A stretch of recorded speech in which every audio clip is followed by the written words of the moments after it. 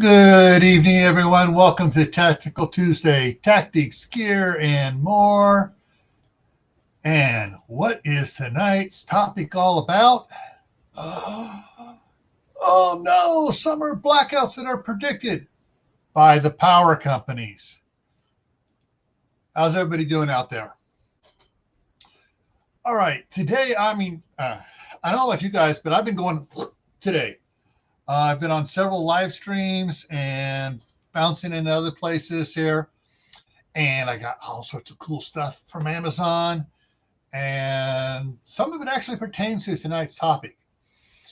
But first, let's say hi to everybody. And let's see, the first one in here was Lori, Queen of the North, Prairie Rider. Want to be here, but I fall asleep at the drop of a hat right. And I froze. Okay, all right. So yeah, she's and she said, yeah. So Lori may or may not be in. She may already have hit the hay. Then Alicia came in. Hey, Alicia. Then CR. That's creative redundancy from north of the border. And we got Tibor in here right now. Oh, Tibor says they just spent 26 hours without power. Too bad Tibor won't come up here if I send him the link. We have Passamaquoddy in the house as well. And Tennessee Bushcrafter, our resident electrician. And let's see who all else is in here. Hey, Glenn, How to Garden is here. And Prepping to Endure. What else we got here? Everybody's talking back and forth. Uncle Al is in the house. Cindy Rice is here. And we are, and yeah. Okay, what was that? Oh, yeah. And of course, Kaylin did a video on lights and some power options as well. She showed all the stuff she has and that she uses not only for her apartment, but down at the mosque as well. So that was that video that she has was very, very, okay, I'm going to do it. I'm going to pull a CR. Kaylin's video was very enlightening. All righty. All right, so temperatures. All right, let's see what we got going on here right now. We have Passamaquoddy says 75 in New Hampshire tonight. And someone else had mentioned temperatures before. I scrolled by it and missed it. So throw back in what your temperatures are right now. And so right now, my temperature, it went up, believe it or not, between 6 p.m. and 8 p.m. Mountain Time. It went up a degree. We're now at 57. And we got frost warnings in middle of June for tomorrow morning. Low temperature is supposed to be 35, and they're calling for frost warnings because of the breeze and the wind chill factor. All righty. Okay, let's see. Mary Beth Smith is in the house. Hey, Mary Beth. All righty. Hold on. I just saw a comment up here. Cindy wants a 2500 propane tank like Obama. Actually, I would love to get a 2,500 gallon propane tank buried on the other side of the shop, and that way I could run lines into the shop and run a line over to the house for emergency backup. Of course, I would also like to get the natural gas run to the house as well. I want both. That way, if the natural gas goes out, I got quite a while's worth of propane to go on as well. All right. Kaylin is here. Kaylin says 88 still in Des Moines. Catch up here. Okay. Yeah, one of those tanks would probably be one of those 6 foot diameter ones that are 20 foot long. Christy Betts is in the house. Hey, Christy. All right. Tibor says it's, I'll just throw it up here. So 79 degrees. Dew point is at 75. CR says it's 50 degrees Fahrenheit out right now. CR says global warming. Don't worry, because see, he typed global warming in there now. So either tomorrow or the next day, when you go to watch the replay, down in the bottom, YouTube will put up their banner thing about the United Nations has said that global warming is caused by people. Yeah. Okay. Alicia says it's 55 up or 13 degrees Celsius in Nova Scotia. Let's see. All right. Anybody else new coming in? All right. So, Glenn says it's 81.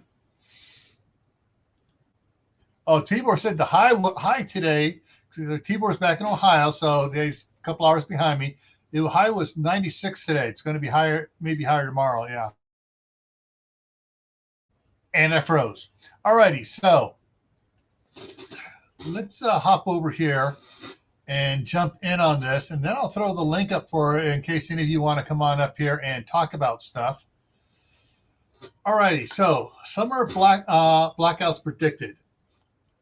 I almost posted some of the documents I had, but I might get in trouble because the way these companies have hidden them. Pacific Gas and Electric, PG&E for Northern California, Southern Edison for Southern California, Rocky Mountain Power, and a few others have put out warnings in the most obtuse, hidden way on their websites. And I got a bunch of friends that like digging for that, and they send me email. Hey, here's the link to where it's at. So, but they like PG was predicting a lot more blackouts than the last 5 years. So it's going to be worse than the last 5 years. Howie, Food Forest Permaculture is in the house, and So PG&E is predicting a lot of blackouts. So is Southern Edison, and King Poopa's in the house. One of the reasons being is I will talk about in the slides when I get to it.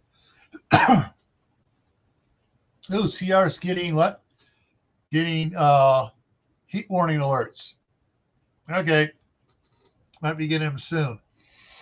All right, so let's jump down to the first one. Anyway, so I'm not going to put those out, but because I don't want them getting mad at me for exposing their hidden secrets by showing where they're at. If I just talk about it, I say, oh, he's just talking smoke. But do yourself, you can dig, and if you search for the right keywords, things will come up. All righty, so say what? Yeah, we're talking about the power going out. Of course, Tibor said he was out for 26 hours. The Swaffords. Hey, how's it going? And so power outage. How's the power outage going to pop up? Just a sec. How did I? Hang on. Get rid of that thing. All right. So one of the ways is, of course, it gets hot and everybody's frying, and you get all these. What do I want to say? It wimps. Oh, I can't stand the temperature being over 65 degrees. I got to turn on the AC. Hey, when I was growing up, we had temperatures over 100 often. Actually, when I was in junior and senior in high school, I was living in the north rim of the Grand Canyon up in Arizona. No AC for the house. Temperatures often were over 110. Hey, anyways, so you're going to have all these people in all these buildings here, over here, got to face the right way, all these buildings and stuff, cranking up their AC or having the AC on an automatic thermostat so it comes on an hour before they get home, so the home is nice and cool before they get in. That's going to cause a problem. Yeah, and with everyone said, "Oh, we're going to have higher temperatures." Well, yeah, we're We're in solar sunspot cycle 25 right now, and it's on the incline. So the sun is putting out more heat right now. So yeah, Earth's going to get warmer because the sun's cooking us a little bit more. All right. What was it? All right. So Tennessee, 108 index heat today. That ain't wimps. Yeah, the wimps have been crying. Oh, it's hot. Anyways, all right. So, and of course, the heat also affects Tennessee. Correct me if that's wrong, but I've always heard this. Heat affects the way the power is transmitted through these transmission lines. When the lines heat up anyways, for some reason the resistance builds up, so it heats up a little bit more and draws more power, or does something, basically. It screws with some power. Oh, all right. Hold it. News alert here from Tibor. 80 plus mile an hour winds and massive lightning hit power out to over 200,000 people.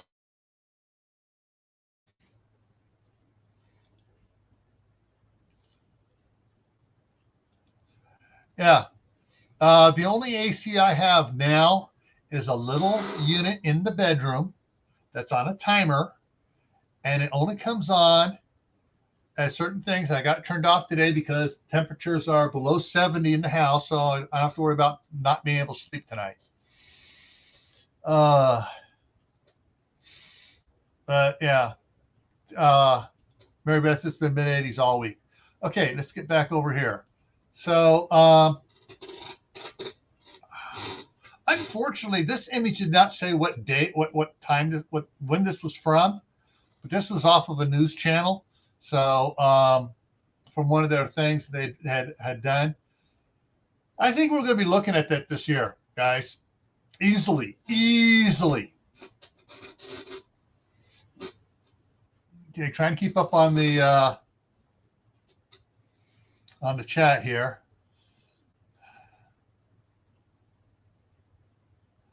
Yeah, Tibor, I don't get the news. I have to go searching for stuff. When people mentions it either here or on Facebook, and I go digging for it. Otherwise, I'd be from watching the news.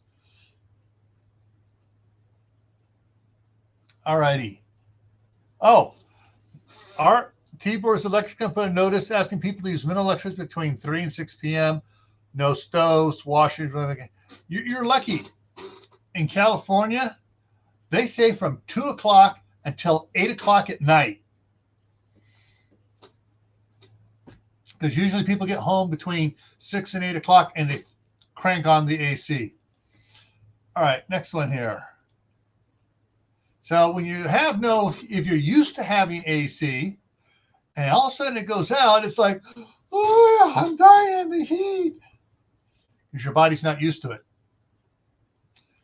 Some of the things that will be causing power outages across the United States is fires near substations. Oh, Swafford says, Swafford just upped you one, Tibor. Or I just jumped on me. There it is. Been 100 in Middle Tennessee the last 2 days. Heat index was 122 yesterday. See, growing up, I didn't know anything about a heat index. We looked at the thermometer. Whatever the thermometer said, that's what it was. Of course, we always had the thermometers in the shade. So when you're out in the sun, it's always a little bit hotter.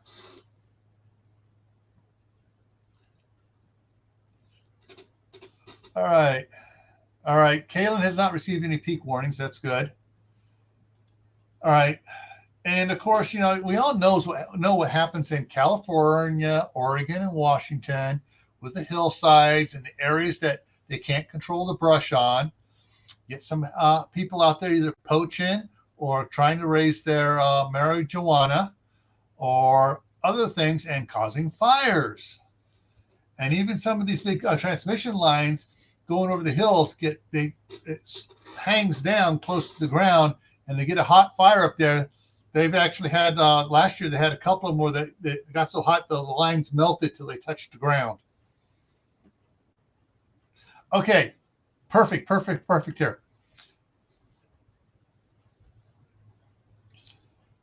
Box fans into Windows and stuff. I got something to talk about Windows, something I got from Amazon today, and we'll talk about it later when we get to it here.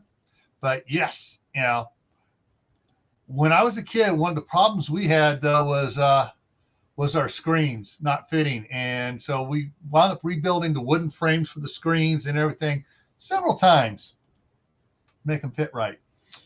And of course, you got to count on the power company guys getting out there even in the middle of the night to fix power. You definitely don't want somebody to be sitting around in the middle of the night when the power's down for all light going, when's the light coming on? When's the lights coming on? Gunslinger Outdoors, how you doing, sir? All right. And so, make sure you have your emergency power outage kit, whatever you're going to put in it, up and ready to go. And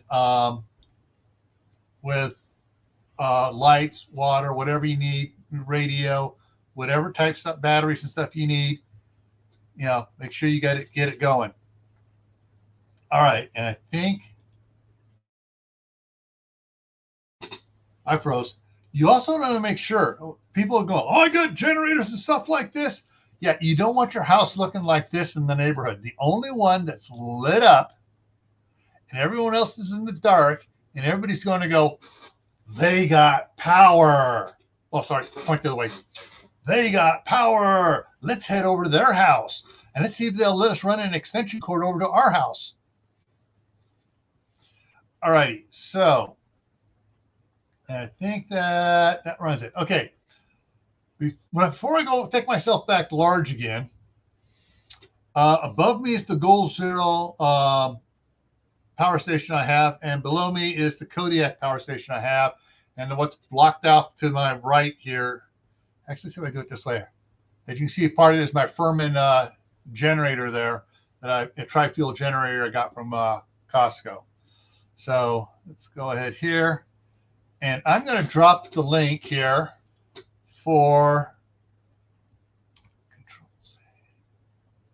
C. If CR or Tennessee or Gunslinger, anybody wants to come up, or anybody else in here, everybody I see in the side chat so far, I trust to bring up here to talk about things they've dealt with. So there's the link. If you want to come up, cool. And if you're worried about coming up and you've never been up on one before, if you set up an avatar, so you look here, I'll show you my avatar. Wait a minute, I need to change the avatar. I'm on the other channel here. I need to change it to, there we go. Now it's right for GrayManPrepping. So you can set up an avatar. You just upload a picture or whatever, and to when you're first coming in before you come all the way in and do it. Hey, Josh, how's it going? And we got Uncle Al in the house. Hey, now you can see that my generator bigger around Uncle Al. And so one of the things that I want to make sure to get out there is that people realize there are options. There are a lot of options now. The amount of power stations that are out on the market and that they are making advances. What's available right now over a year ago is like comparing the Volkswagen Thing to a Mustang. Totally, they just do absolutely great things now. Right. Folks, technology is booming right now in the solar industry. You have to understand, I'm in the desert, so I could use a swamp cooler. Tennessee is part of the South, and like Swatford's Farm says, they're southwest of Florence. You got a high humidity, so a swamp cooler is not practical. Yeah, however, not an option. Like Gil has, he has a small cooler unit for his bedroom. He could hook up a battery bank and a solar panel, and he could run it most of the day with solar and battery bank for about maybe 2 to 3 hours at night. and once the power is drained, it does the whole cycle again. Recharge, power. Go ahead. Yeah. All right. So Josh has a question. Has an old Army generator. Any thoughts on it? Well, it depends on the Army type of Army generator. Some of them are wired for 120 and 240 output. Others are wired for something funky, blankety blank weird.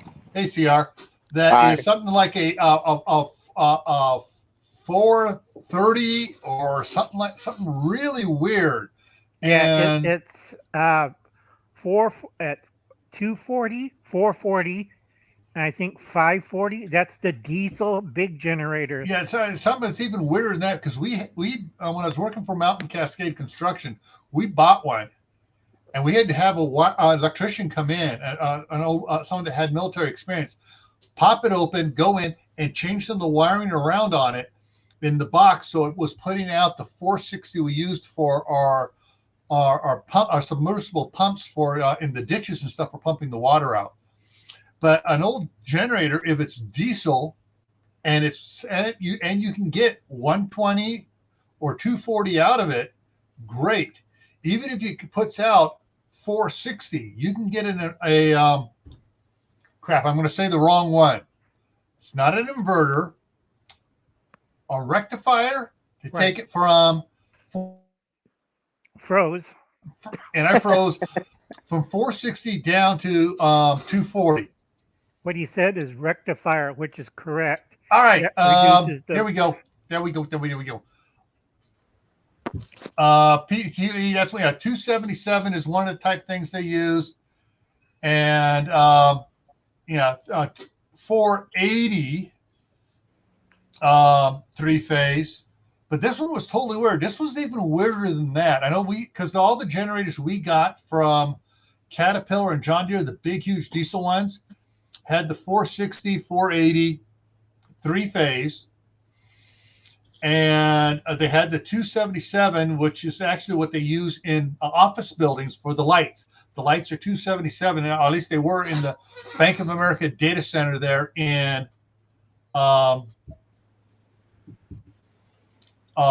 Concord, California, their big main data center. Right. If you go down one more past John's life, P2E explains it. Large generators set for one type of. Yeah, for the 480. Same thing he said here. Yeah. Yeah. And oh man, the chat just jumped. Yeah, that's the problem, folks. Yeah. Okay, go ahead. Tibor says, all right. He spent $5 a gallon, or $5 it costs to run over $65 to save 2 fridges and a deep freezer. Now, I'm going to address something here right now that a lot of people don't realize. When you cut for your refrigerators and the power goes out, don't open them unless you absolutely have to. Chest freezers, a chest freezer, if you don't open it, will keep everything frozen, depending on how good they are, for anywhere from 6 to 9 hours before things it's starting to get warm enough where you need to turn it back on again. For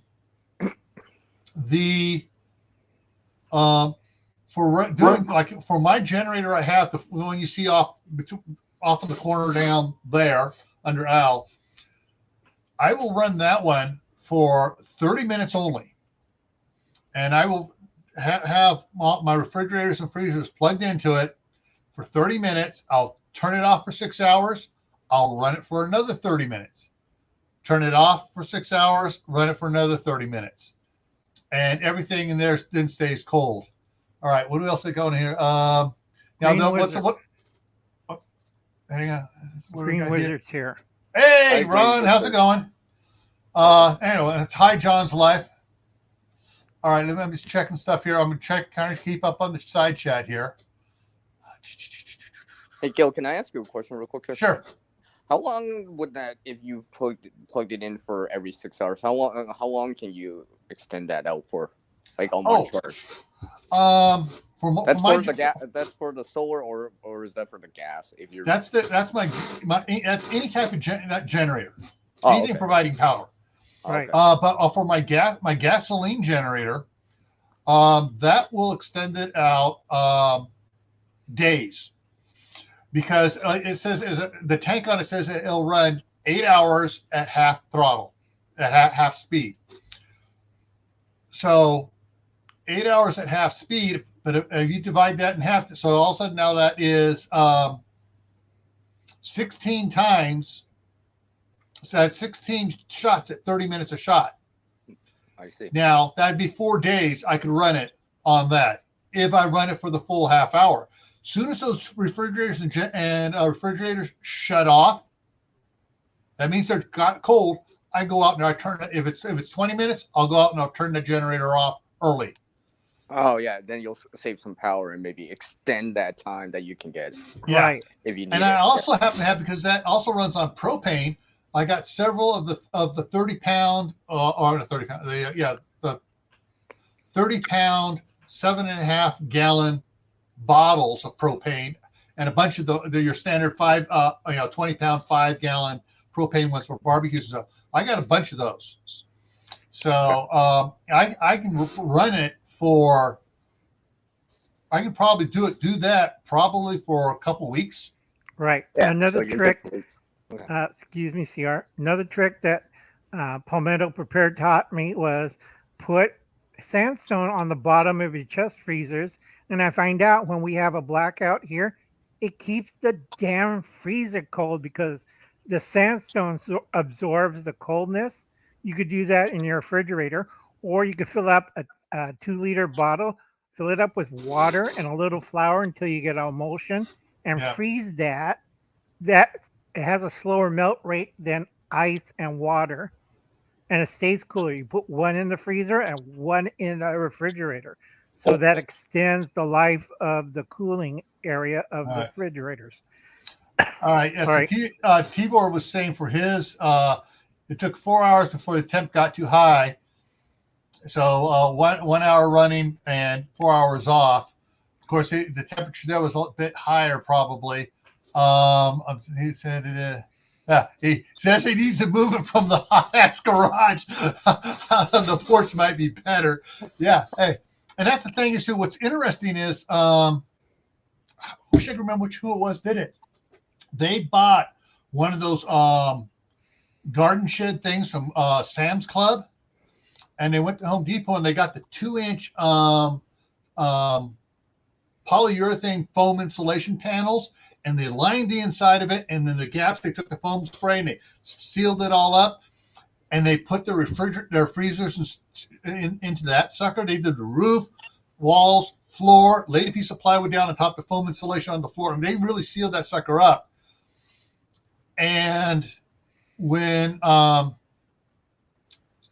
so in the summertime, it would get hot, really hot outside. Inside, with that 2 inches that polyurethane insulation, it was still nice and cool inside there. Tennessee has I want to get a couple 100-pound bottles. I do. I want to get a couple of.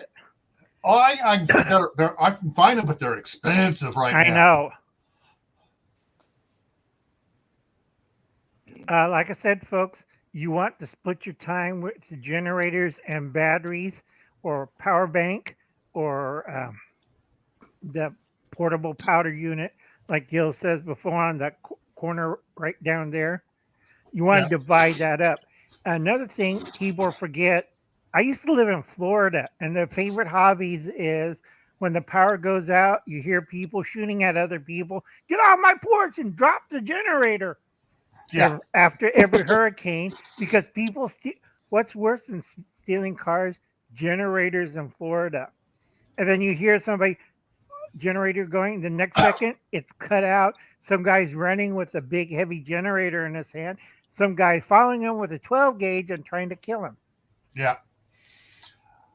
Oh, yeah. I mean, exactly.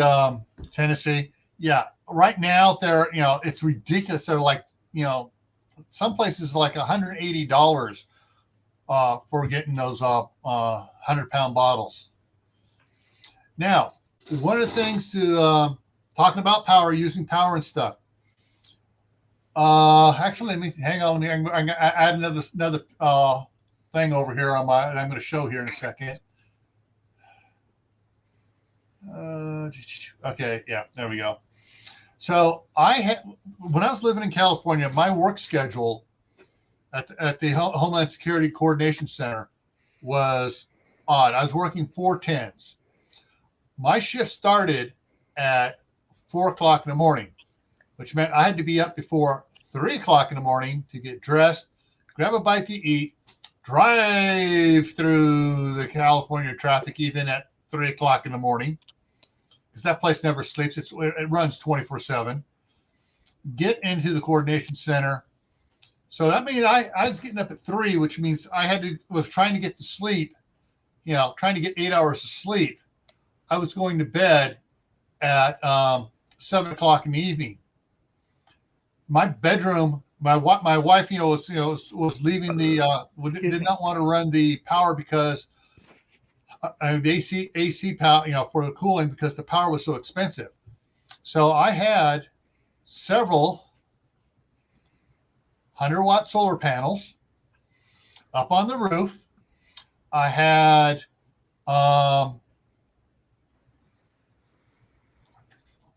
sorry, got to recount again. I had 11 12-volt deep cycle RV batteries in a box. But I had 21 of these panels by the end of the time I retired. So I could run that AC 24/7. But I didn't, because I'd run it during the daytime to keep the bedroom cold. My wife would keep the doors closed and it would keep it cool. And because it's just a little small window AC unit. And by the time I go to bed at 7, she'd come to bed at 9, maybe 10 o'clock.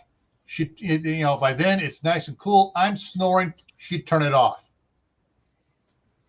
All right. And then I'd wake up in the morning and the other window in the room would be open because it had cooled off enough outside. And she said about 2 o'clock in the morning, she gets up, opens the window. So anyway, so that's I'm sorry, I got to throw this comment up here. Never missed it. See, I still love the California of my youth back in the 60s, when you could leave your house unlocked. Even in the early 70s, we could go out and play until midnight and not have to worry about someone jumping out and mugging us. So anyways, so my homemade power station kept it nice and cool.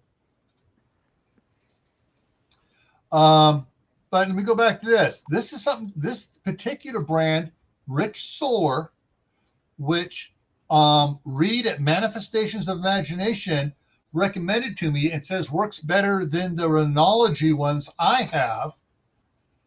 And this is probably $30 cheaper than most of the Renologies right now. So there you have a recommendation from Reed at Manifestation of Imagination. This is on my next stuff to get list here.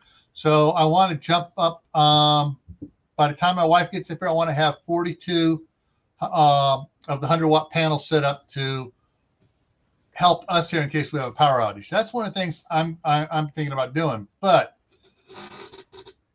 if I have that, then the generator becomes the backup to the backup.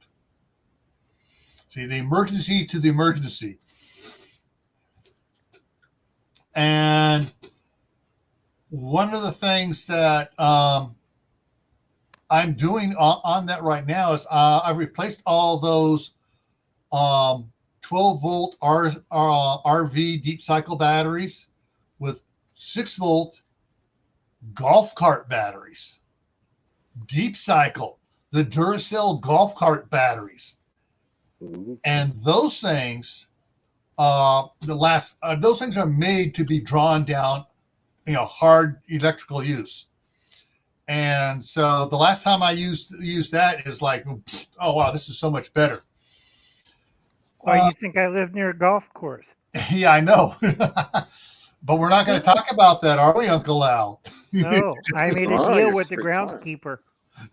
Yeah.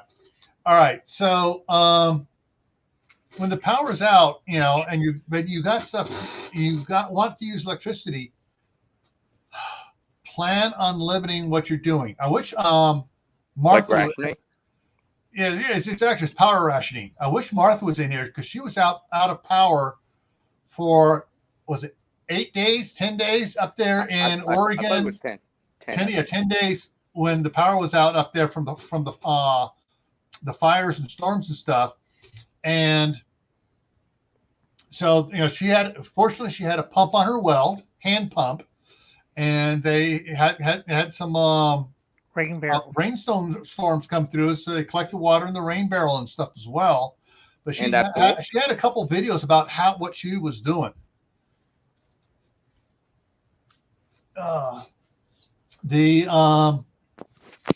My goal is to get the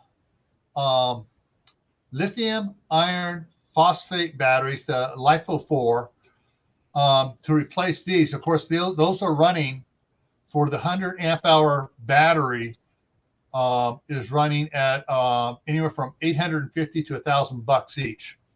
Right, and you want to get the new ones, not the old ones, because the new ones have. We did a live stream on the new batteries, right, Gil? Yeah, about a year ago. About a year ago, yeah. And it's they got the electronics in to keep them from overheating and doing crap. Oh, Alicia said the longest she went out was 2 weeks. Hurricane Juan. Okay. Yeah, and Caroline put in, so lithium iron phosphate 4. Yep. So that's the battery. Thank you, Kaylin. Everybody, give a round of applause for Kaylin for helping me out. Yay, Kaylin. All right. Now, one of the things you do have to, when you're doing your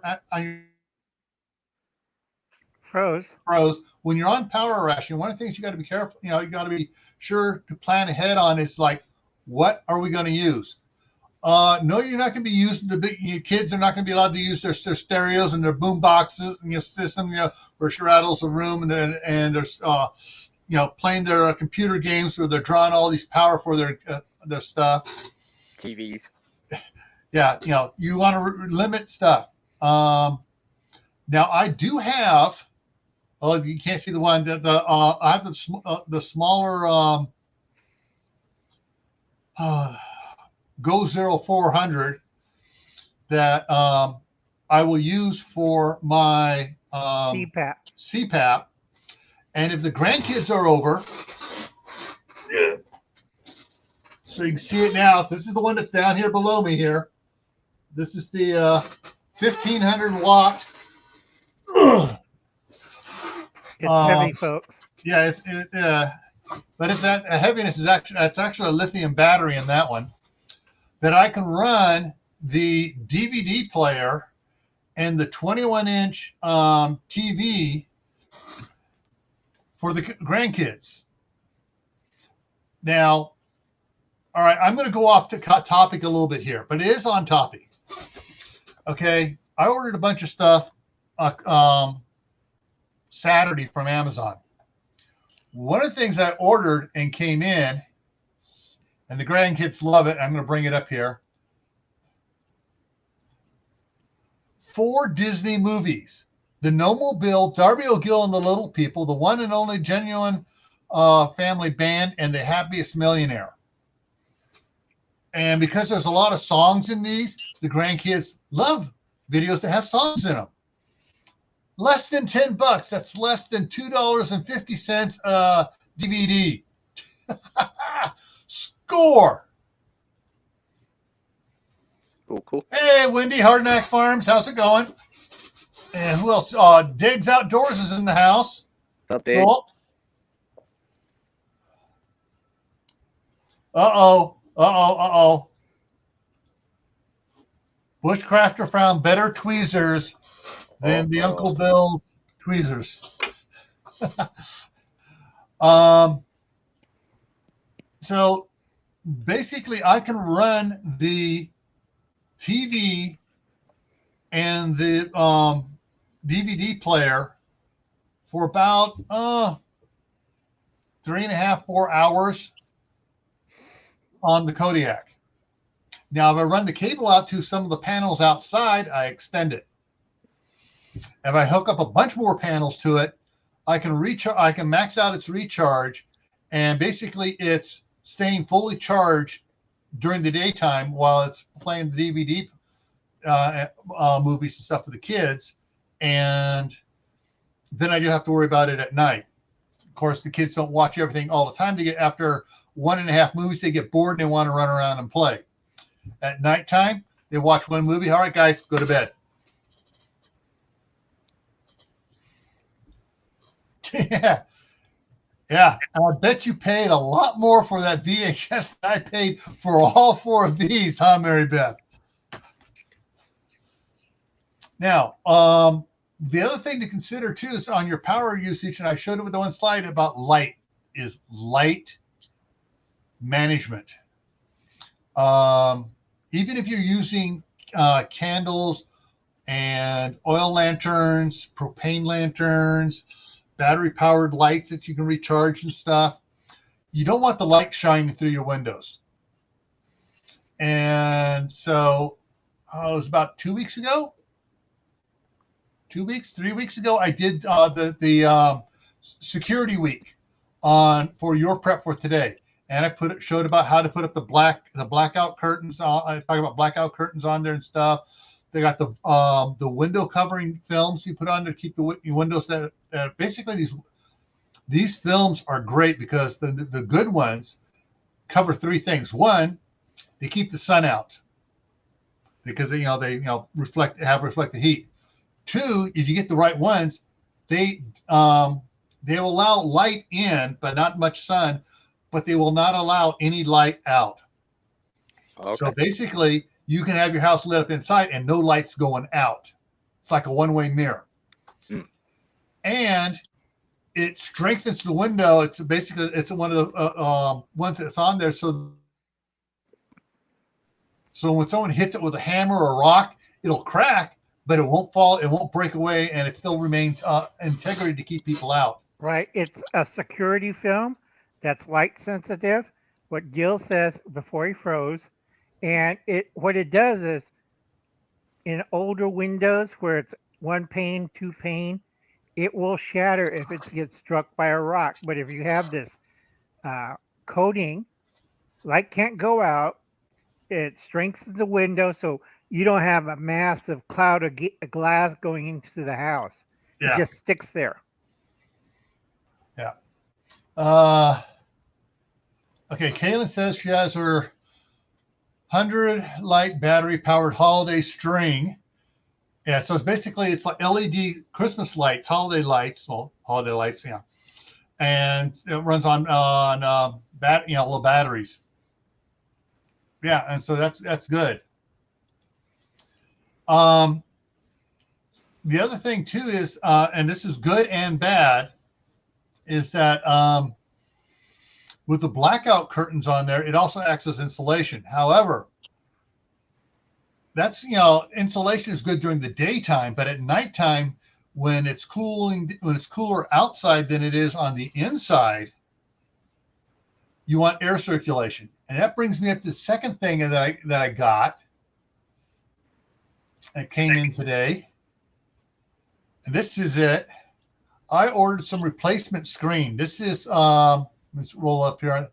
It's a small insect screen. The holes on it here are like less than half the size of the normal screens. So this will keep out the gnats and the other bugs that work their way through normal screens. Because I don't know what's happened, but over the years, it seems like the holes in the get my mouth fixed here. The holes in the screens are getting bigger and bigger, sort of like shrinkflation. They're using less material in it, so the holes are getting bigger. Right, because they're made in China. The last screen shop closed in 1999, and that's when they went to the metric. And this is mostly made in Shanghai. So your screen mesh is getting bigger and bigger and bigger, and pretty soon you don't need mesh. It'll be bigger than that. Yeah, this is supposed to be like one. if they're showing it right, this is 1 inch. Mm-hmm. So that's how many holes there are. You look at your screen now, you take 1 inch on your screen now, it's like 15 or 10 holes. So this has a lot more smaller holes in it.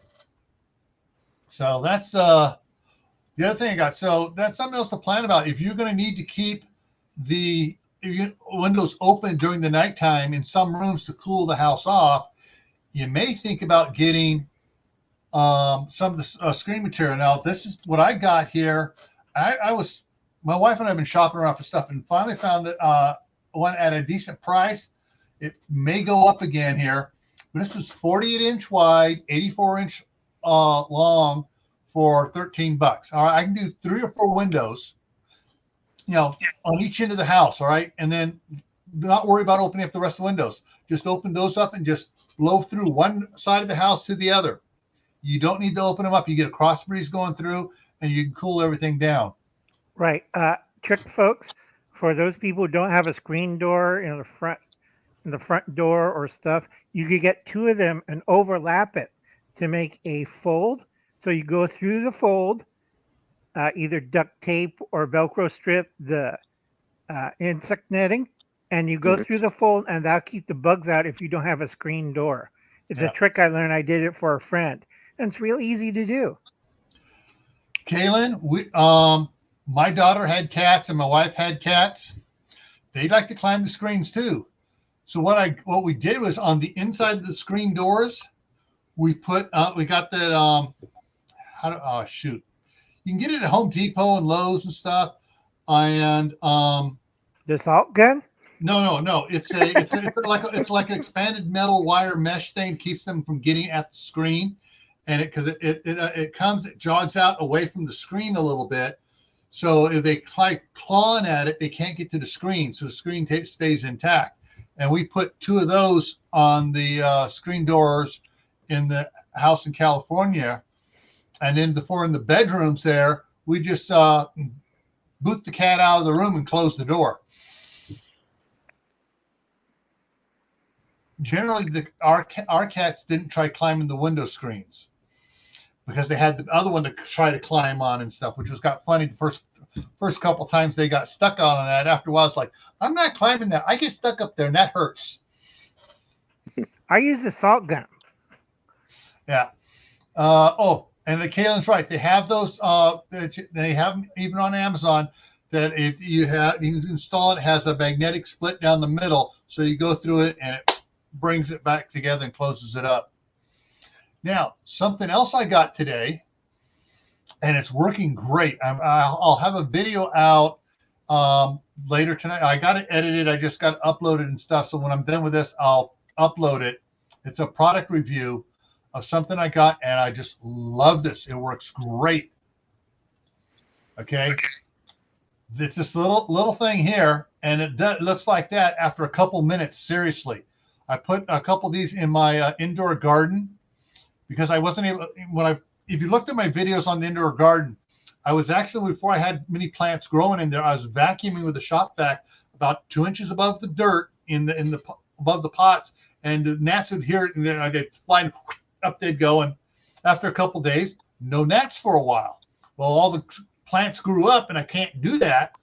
So I got some of these. These came today, and I stuck them in there. And then an hour later, or an hour and a half later, I did a video, and they looked like that. I mean, I was having gnats already on it.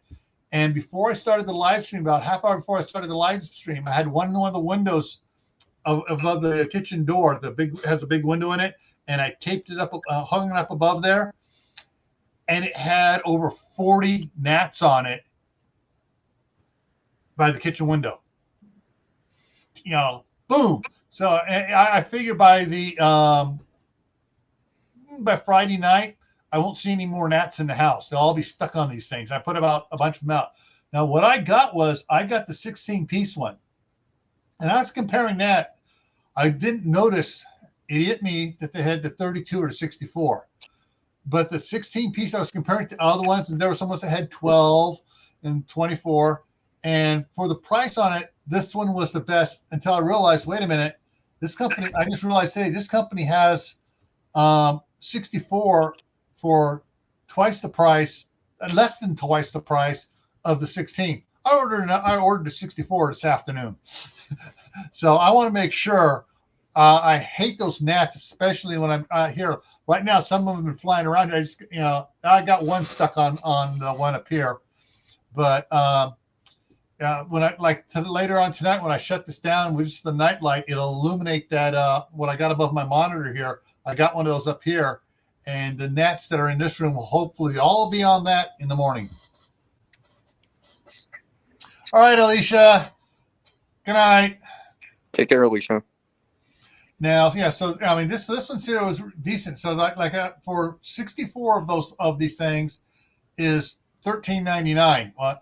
And it's on Prime. It's free shipping. So yeah, I ordered them. I got them coming, but I got 16 right now. I'm putting around all over around the house, try to eliminate the gnats that are coming in. And I think we got about 4 minutes. I may go a little bit longer because there's a lot of stuff here I want to cover tonight on this. Yeah, go for it. Yay! Yep. I'm down for going longer.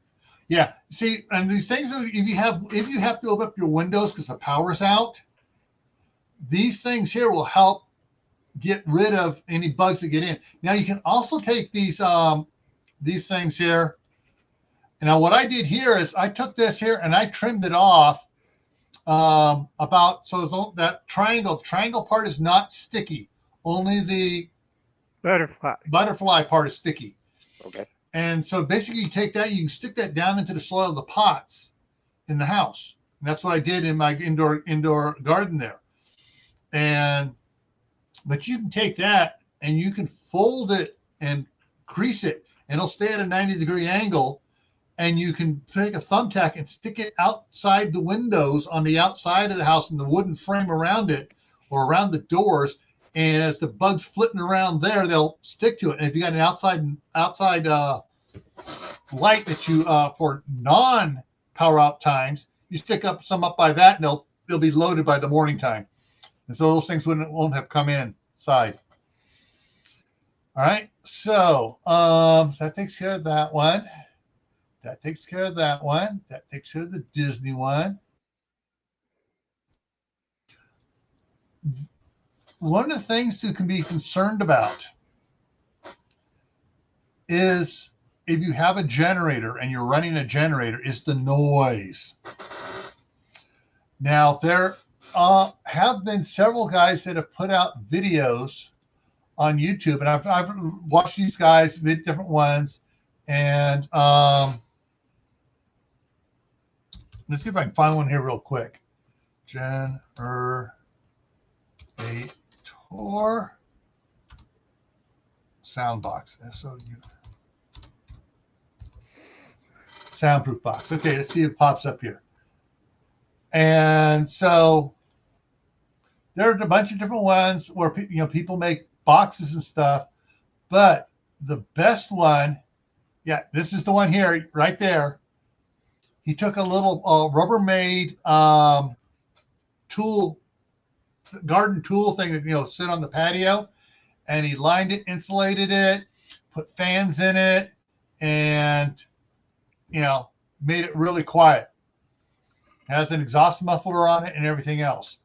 And so there's different one. People make different ones and stuff. This is for like one of those little inverter generators.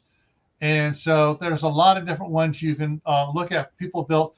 See, this is another one. Someone did the same type of thing that the other guy did, and it has it so it's inside the box there, and it keeps it from making noise. But this is the one that the guy did the first one on, and this guy's got did it 9 months ago, and this guy did his 11 months ago. Posted it, so they're both the same. But I've seen several of them that are doing it to these little things. But yeah, so what I'm going to do is let me pull this down so I don't get in trouble with YouTube. And this is the link to that video if anybody wants to see it. There's the link to that video. Yeah. And let me go ahead and So yeah, so there's that video. There is one that was to show you how you can do stuff, and working on stuff now. Oh, social them. Okay, I'm going to mispronounce that. I'm lousy at pronouncing things. Oh, social dilemma. There we go. I had to sound it out right. Hey, my brain's fried after so many years of government work. Hi, social dilemma. And Tibor said, remember, with gas generators, there are special extension cords. Yes. And it also depends on the amperage of the outlet and the distance you're running. You may get one that's one size, like 12 gauge, and it's only a 25 footer. But if you want to run that thing 50 or 75 feet, going to want to get a 10 gauge or an 8 gauge. The smaller the numbers, the bigger the wire to it. So having the cables to run all of it would be nice too. Yeah. Actually, let me see here. Actually, let me see if I can bring this one up here. Hang on here. Actually, yeah, never mind. It's not. Yeah, let me do it this way here. And come on. I'm getting too many windows open here. Now I got strange music. There we go. There we go. Bring this up here. And it's trying to do it here.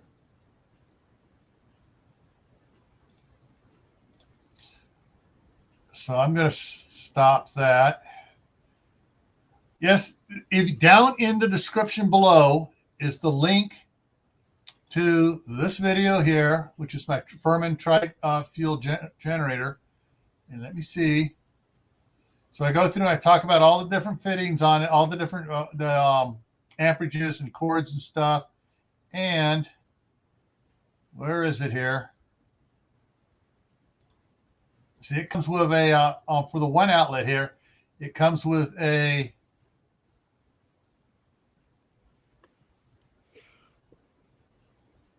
yeah, you can't really see it. Let me mute it so I'm not hear myself over it. So basically it's got, I froze, takes the 220 and splits it. Well, the size on that fitting there, I actually picked up in California. I thought I was getting one for the generator there that takes a different cord. Let's see if I can find it here.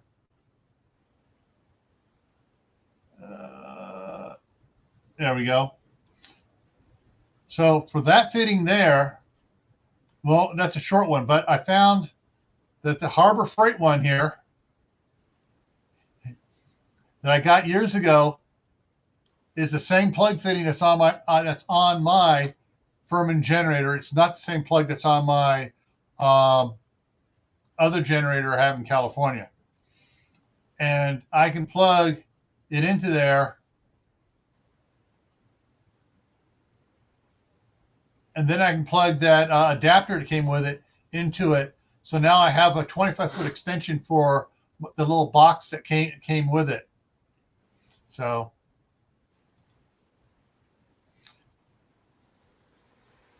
yeah, so that's that you got to be sure of what you're buying beforehand. Make sure you check what the plugs look like on your generator, the receptacle, which way the angles are going on it, and everything, and the sizes on them, because they make different ones for different amperages. Oh, Tibor's internet's acting up on him. All right, Tibor, take care. Yeah, the plug is a twist lock, but there are different twist lock ones. There's ones for 20 amps, there's ones for 30 amps, there's ones for 40 amps. And that's what I had to match up with what ones I had on the generator.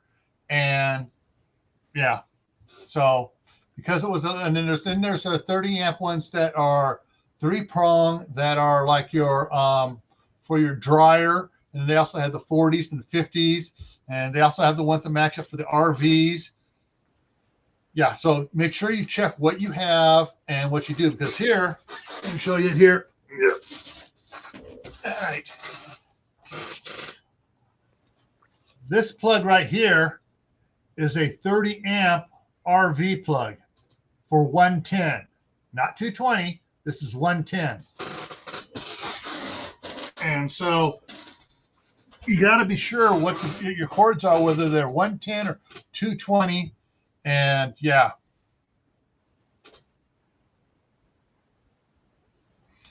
Yeah.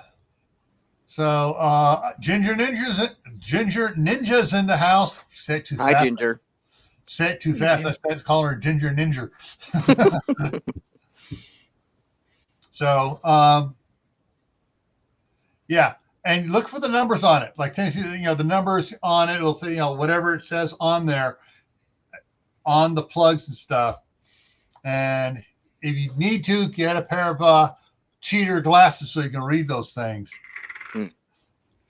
So the thing is, so you can do, there's a lot of things you can do with a generator if you take the time beforehand and look for advice on, there's a lot of advice here on, good advice on YouTube about generator boxes, keeping generators quiet, and things you can do about it.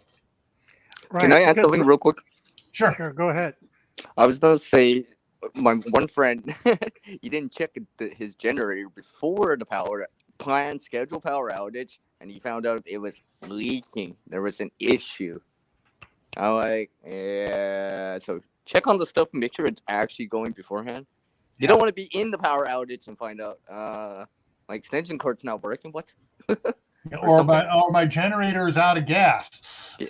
Or worse, it's on fire. Yeah, right. And on fire. Yeah. Because you don't want to assume. Yeah. And that's the thing, too. If you have a generator, you should be doing quarterly startups, if not monthly startups. Just start it up, let it run for 5 minutes, turn it off. Maybe charge your phone at the same time. Yeah. The other thing that you can do on generators, and I recommend it, if the generator has a 12-volt outlet, and sometimes they do, it's easy to get. You can get a 12-volt I just lost it. Basically, it's an hour meter, a 12-volt hour meter that we use on construction equipment and stuff. And you can wire it up and plug it in there, so when it fires up, it runs the time and shows you how long you've been running it.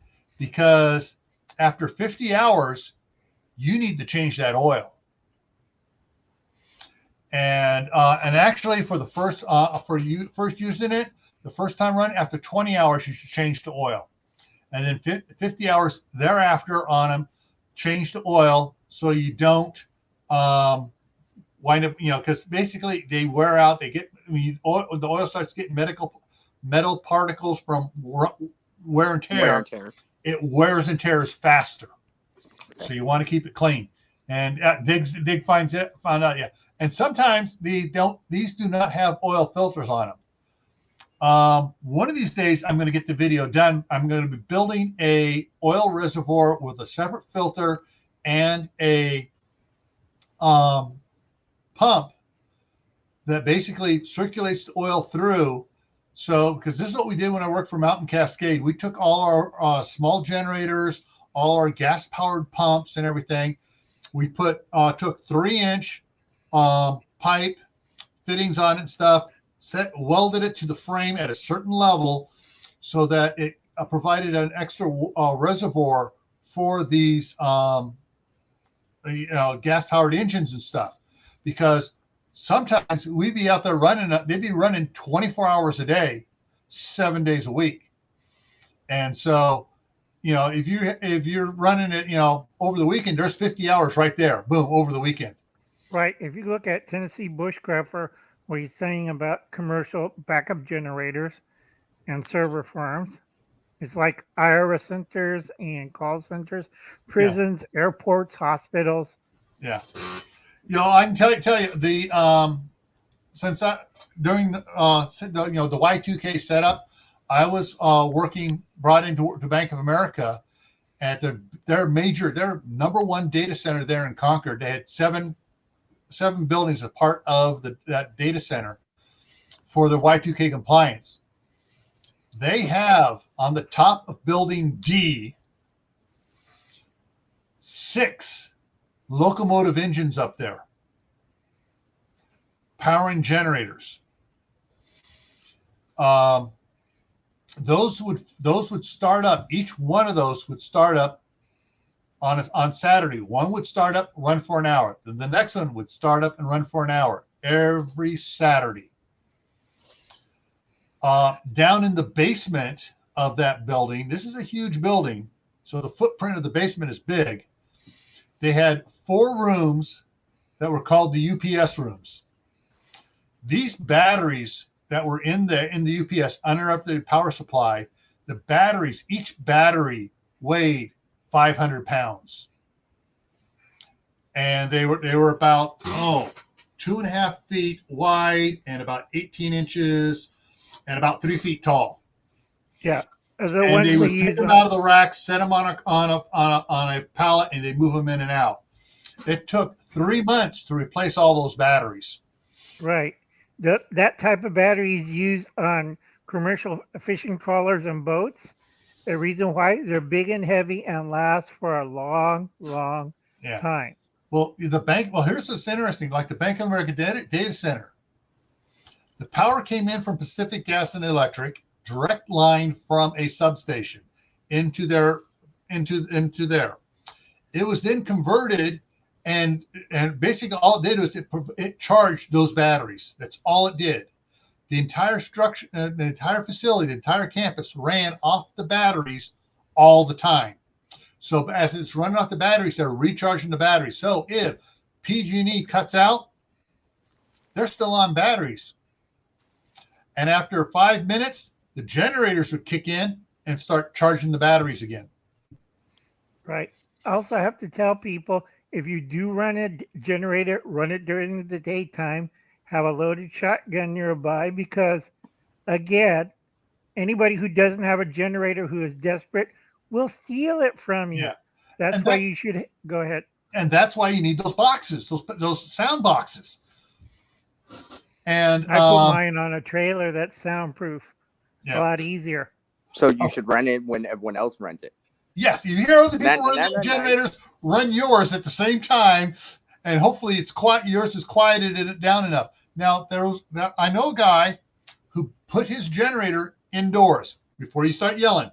This was cool what he did. Down in the basement, where the old coal furnace room was, he took that room and made it airtight, ran a inlet from outside, a filtered inlet into the room. He took the exhaust from the motor, ran it up through a car muffler, ran it into the chimney for the old coal furnace, and exhausted it out the chimney. So there was no fumes in that room at all. It had fresh air coming into it. The air it used, it pumped out back up outside. And after going through that car muffler and then up the chimney, you couldn't hear anything outside. But the guy was an electrical engineer and was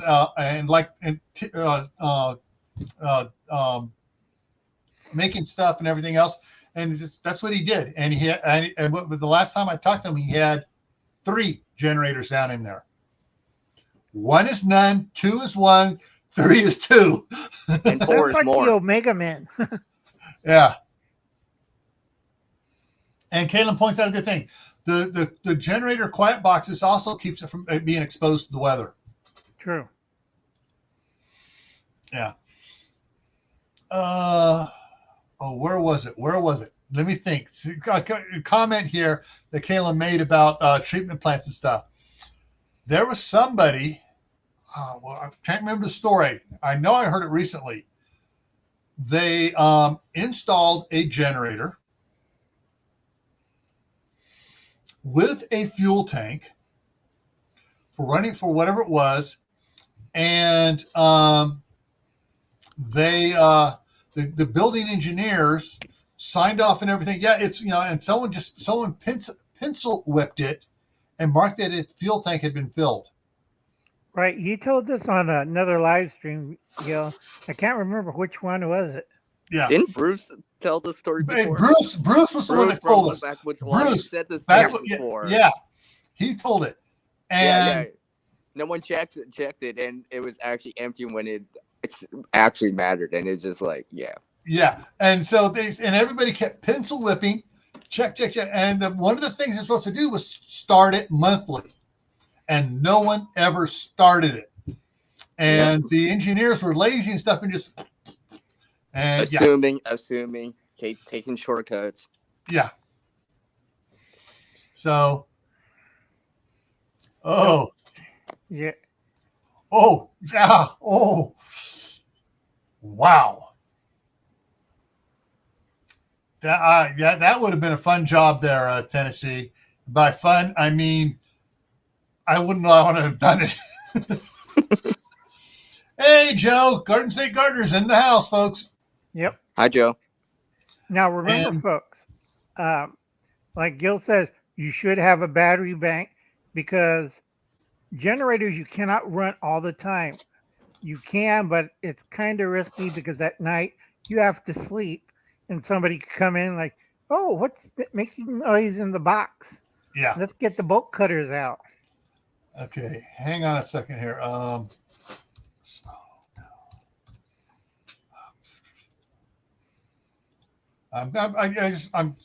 trying to bring something up here real quick here. Mm-hmm. Okay, here we go.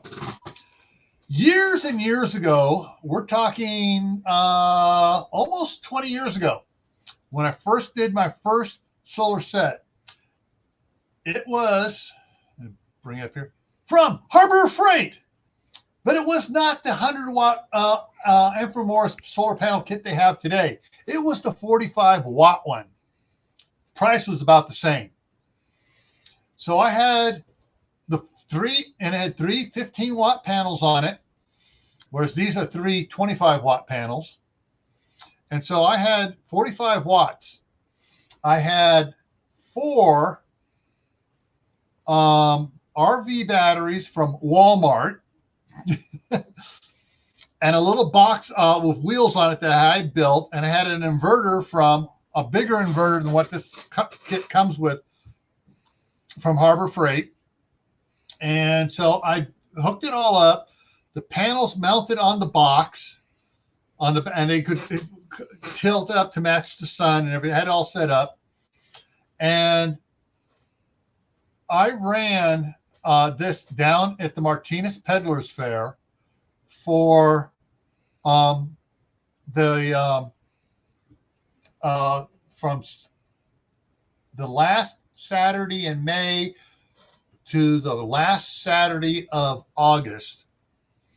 Every Saturday for the Peddlers Fair, running a chest freezer, selling ice cream down there to raise money, first for the CERT program and then for the Boy Scouts. Because once the CERT was, after a year and a half of doing it down there and raising money for the CERT program, the police department said, you know what? We better just go ahead and fund the program, put it into the budget so these guys don't get in trouble. So they did that, and then so I used the same equipment and just did it for the Boy Scouts to raise money for the Boy Scouts. So I had the Boy Scouts down there selling it, and they sold out a lot more ice cream than I did by myself. Cute boys sell stuff better. So you can, if you start out with a simple 100-watt panel and several batteries, you can keep your freezer cold, like that. Now, we were opening and closing this chest freezer from 7 o'clock in the morning to 6 o'clock in the evening. And down there on Main Street, Martinez, the temperature was getting up to 100 plus. Yeah. And so the hot air was just, right in and out. So and it still kept all the ice cream cold. And with the 100-watt system, at the end of the day, the batteries were still fully charged. Awesome. So if the batteries are still fully charged, how long do you think you could run that during the night just on the batteries? Well, I tried it. And the batteries running it all night long, just, letting the chest freezer just sit there and just letting it go. It was still at over 50% charge on the batteries when the sun came up and started hitting the solar panels again. So Froze again. yeah. So, all right. So for $200 $200 gives you the charge controller down here, gives you some LED lights that go with it, but gives you the panels, has the hookup to hook up to some batteries. Then you get yourself a couple golf cart batteries, wire them in series and parallel, so you have 12-volt, a couple 12-volt batteries, deep cycle. It will, keep your chest freezer going. And so long as you don't have snow on those solar panels, or even if it's cloudy day, the solar panels will still pick up a lot of enough light to keep it charged. Hey, Ginger Ale Bear, how's it going? Hi. Unless you're Hubble's cat and have it completely buried in the snow. Hey, go check his old video. Go check his video. He said there's 2 feet of snow on the solar panels. He's not getting any power. We're all going like this. Seriously? Really? Go use the snow first. Yeah. That's why you got to go out there and do it. And Tennessee says, diversify. So if you have this a homemade power station, you have a generator, you have a commercial power station, you have several different things being charged by solar panels, you have different ways of doing it, you're going to be better off. And I forgot to mention, today I had solar oven curry chicken and rice. No fuel, no smoke, no odors, because my afternoon air temperature was 106, and it's cheap because I only bought like 2 plexiglass sheets, plastic clear sheets, and I used 2 cardboard boxes and a bunch of plastic peanuts, and I painted the inside box black and just stuck it in a Dutch oven, and that cooked chicken curry, and another Dutch oven on top of that, and that cooked the rice. And Gil knows what I'm talking about, Dutch ovens in a heated mass area. Yeah. All right. This is the commercial sun oven. This is the one you can buy. I got one. It works great. It comes with a couple little small pots in there, and it comes with some bread pans and some other stuff. But the only problem with this is, just like you should in the kitchen, you shouldn't leave your kitchen alone to do it. You need to check on this every 15, 20, 30 minutes. Go out there, move it an inch so it tracks the sun. You put a black Dutch oven in there, and you start heating that Dutch oven up before you start toss the food in it, and you go and dump your chili mixing in there, or whatever you're going to, or whatever you want to cook in it. It's already the Dutch oven itself is already hot. Right. Oh yeah, cast iron.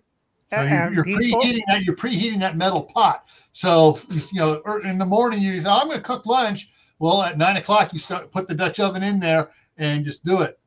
Right.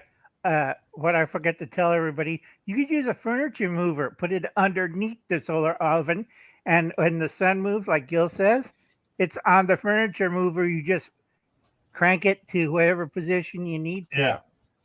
And there are some real decent sized ones that people have built on their own, but Tennessee has the Dutch oven. That's the thing too. When the power's out, if you're on an all electric house, sorry, I'm going to get on a rant here, people. The stupid anal orifices, political numbnuts of California have passed a law that all new construction must be all electric for homes. You cannot construct it for natural gas. You cannot construct it for propane. They must be all electric. Well, the power's out. How the hell are you going to cook? Pardon my French, idiots. Yep, that's why I'm old-fashioned. I Yeah. have Dutch oven like Gil. Fine, we'll just burn the backyard down, dig a big hole, and put our Dutch ovens out there. Hang on, I got to show this one. And these are the bread pans that came with this. I actually use these bread pans here for baking my own bread. So they're baking bread in a sun oven. And remember, folks, no heat. Well, it has heat, but no fuel, no smoke, no odors. Yeah. And you don't heat up the inside, right, of your place too, because you're cooking outside. You're cooking you're outside. not heating up your house. This is outside. Mm-hmm.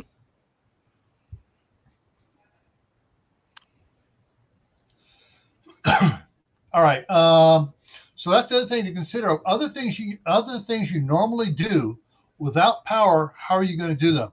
If you got an electric range, you got to come up with another way to cook. Thing is though, don't forget the natural gas. If you're on natural gas and stuff, if the power's out to the pump station, that provides the pressure for the natural gas line, after a couple of days, guess what's going to stop working? No natural gas. So have a backup option for that. Have a backup option. That's sun ovens, Dutch ovens, salt, whatever. And now here's the next thing. Power's out. It's been out for 5 days, and it looks like it's going to be out for another 5 days. Honey, I need to take a shower. Where are we going to get the hot water to take a shower or a bath? Hey, if anybody's ever been to scout camp, you understand why the scoutmasters all get on the boys to take showers every day, because you can tell which boys skip the shower. Come breakfast time, everyone's out there. Oh man, go sit over there. Oh man. It's real easy because they have solar bags that you fill up with water, and you can make a solar shower. Another thing is, I couldn't Can't figure you put out it in this. that sun oven too? The water. Yeah. Yes, you do can that. heat water up in You that can heat too. it up. Right. My granddad used to have this tin tub that we used to wash clothes and people in. It's what Gil, you know what I'm talking about. It's the long tub, Those. the long iron. Yes, cast iron big tub. Yeah. And they used to build a fire underneath there, and you had a little wooden mat underneath it, inside the tub, and they'll fill it up with cold water and another 20 minutes and it'll be done. Yeah. And then you jump in the tub.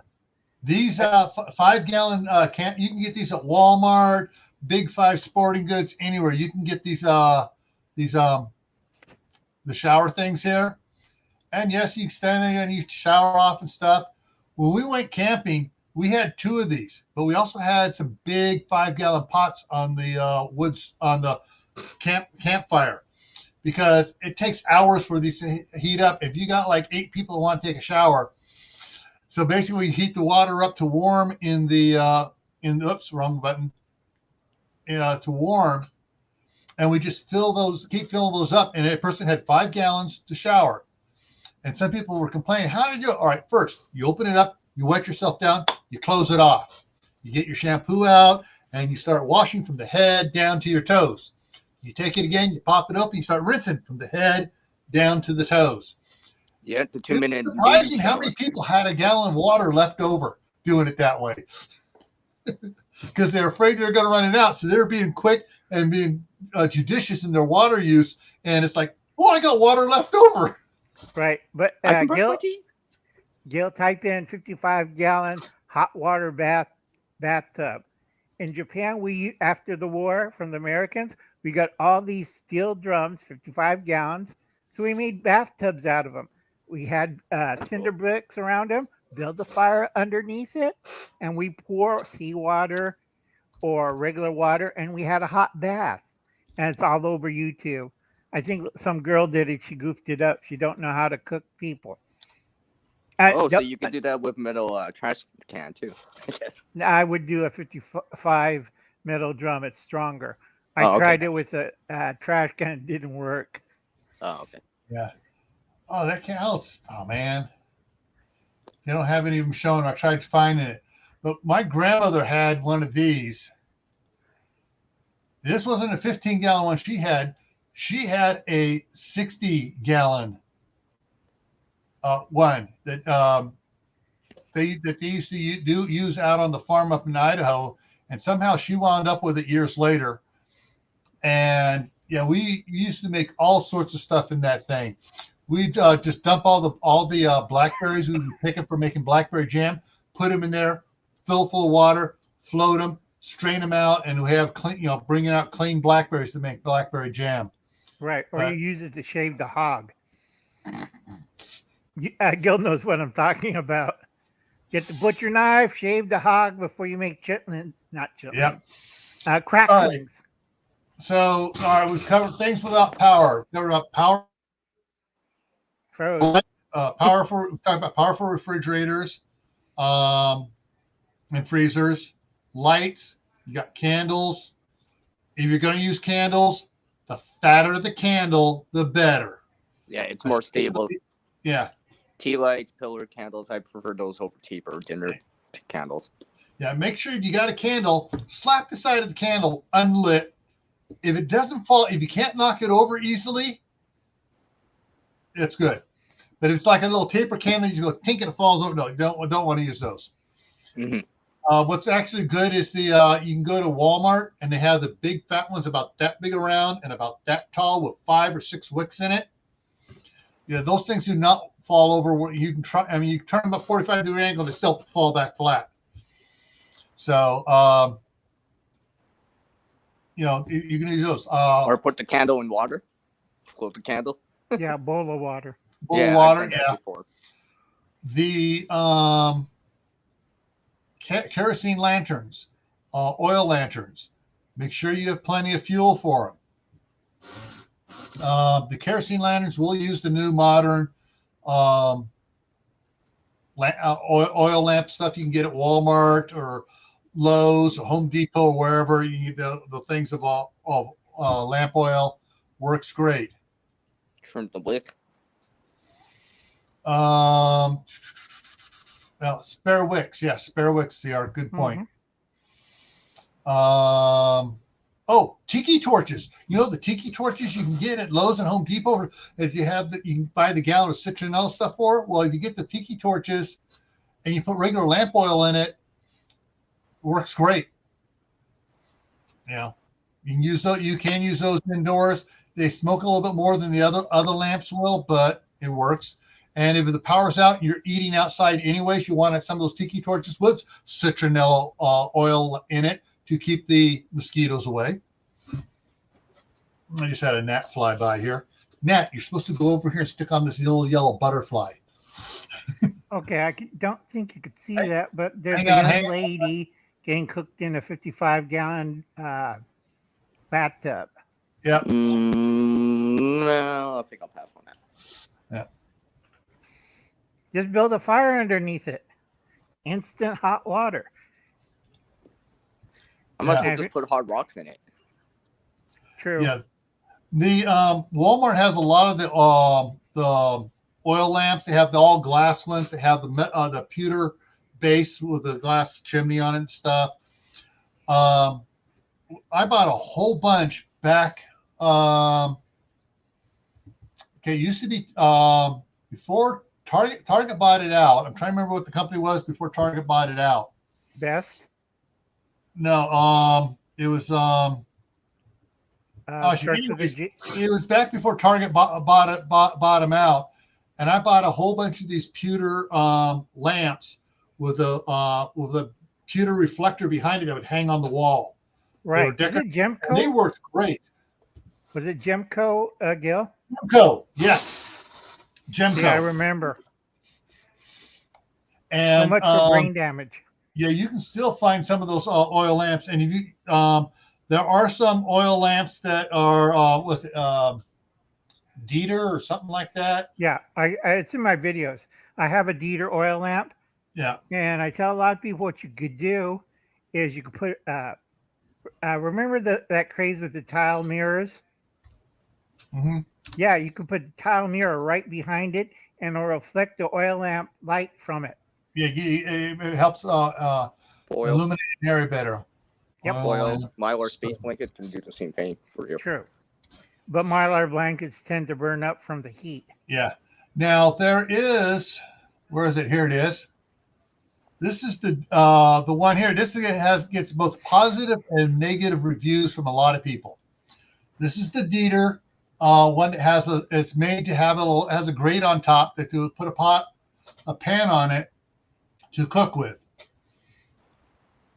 See? Or Dietz, that's it, it's Dietz. Yeah.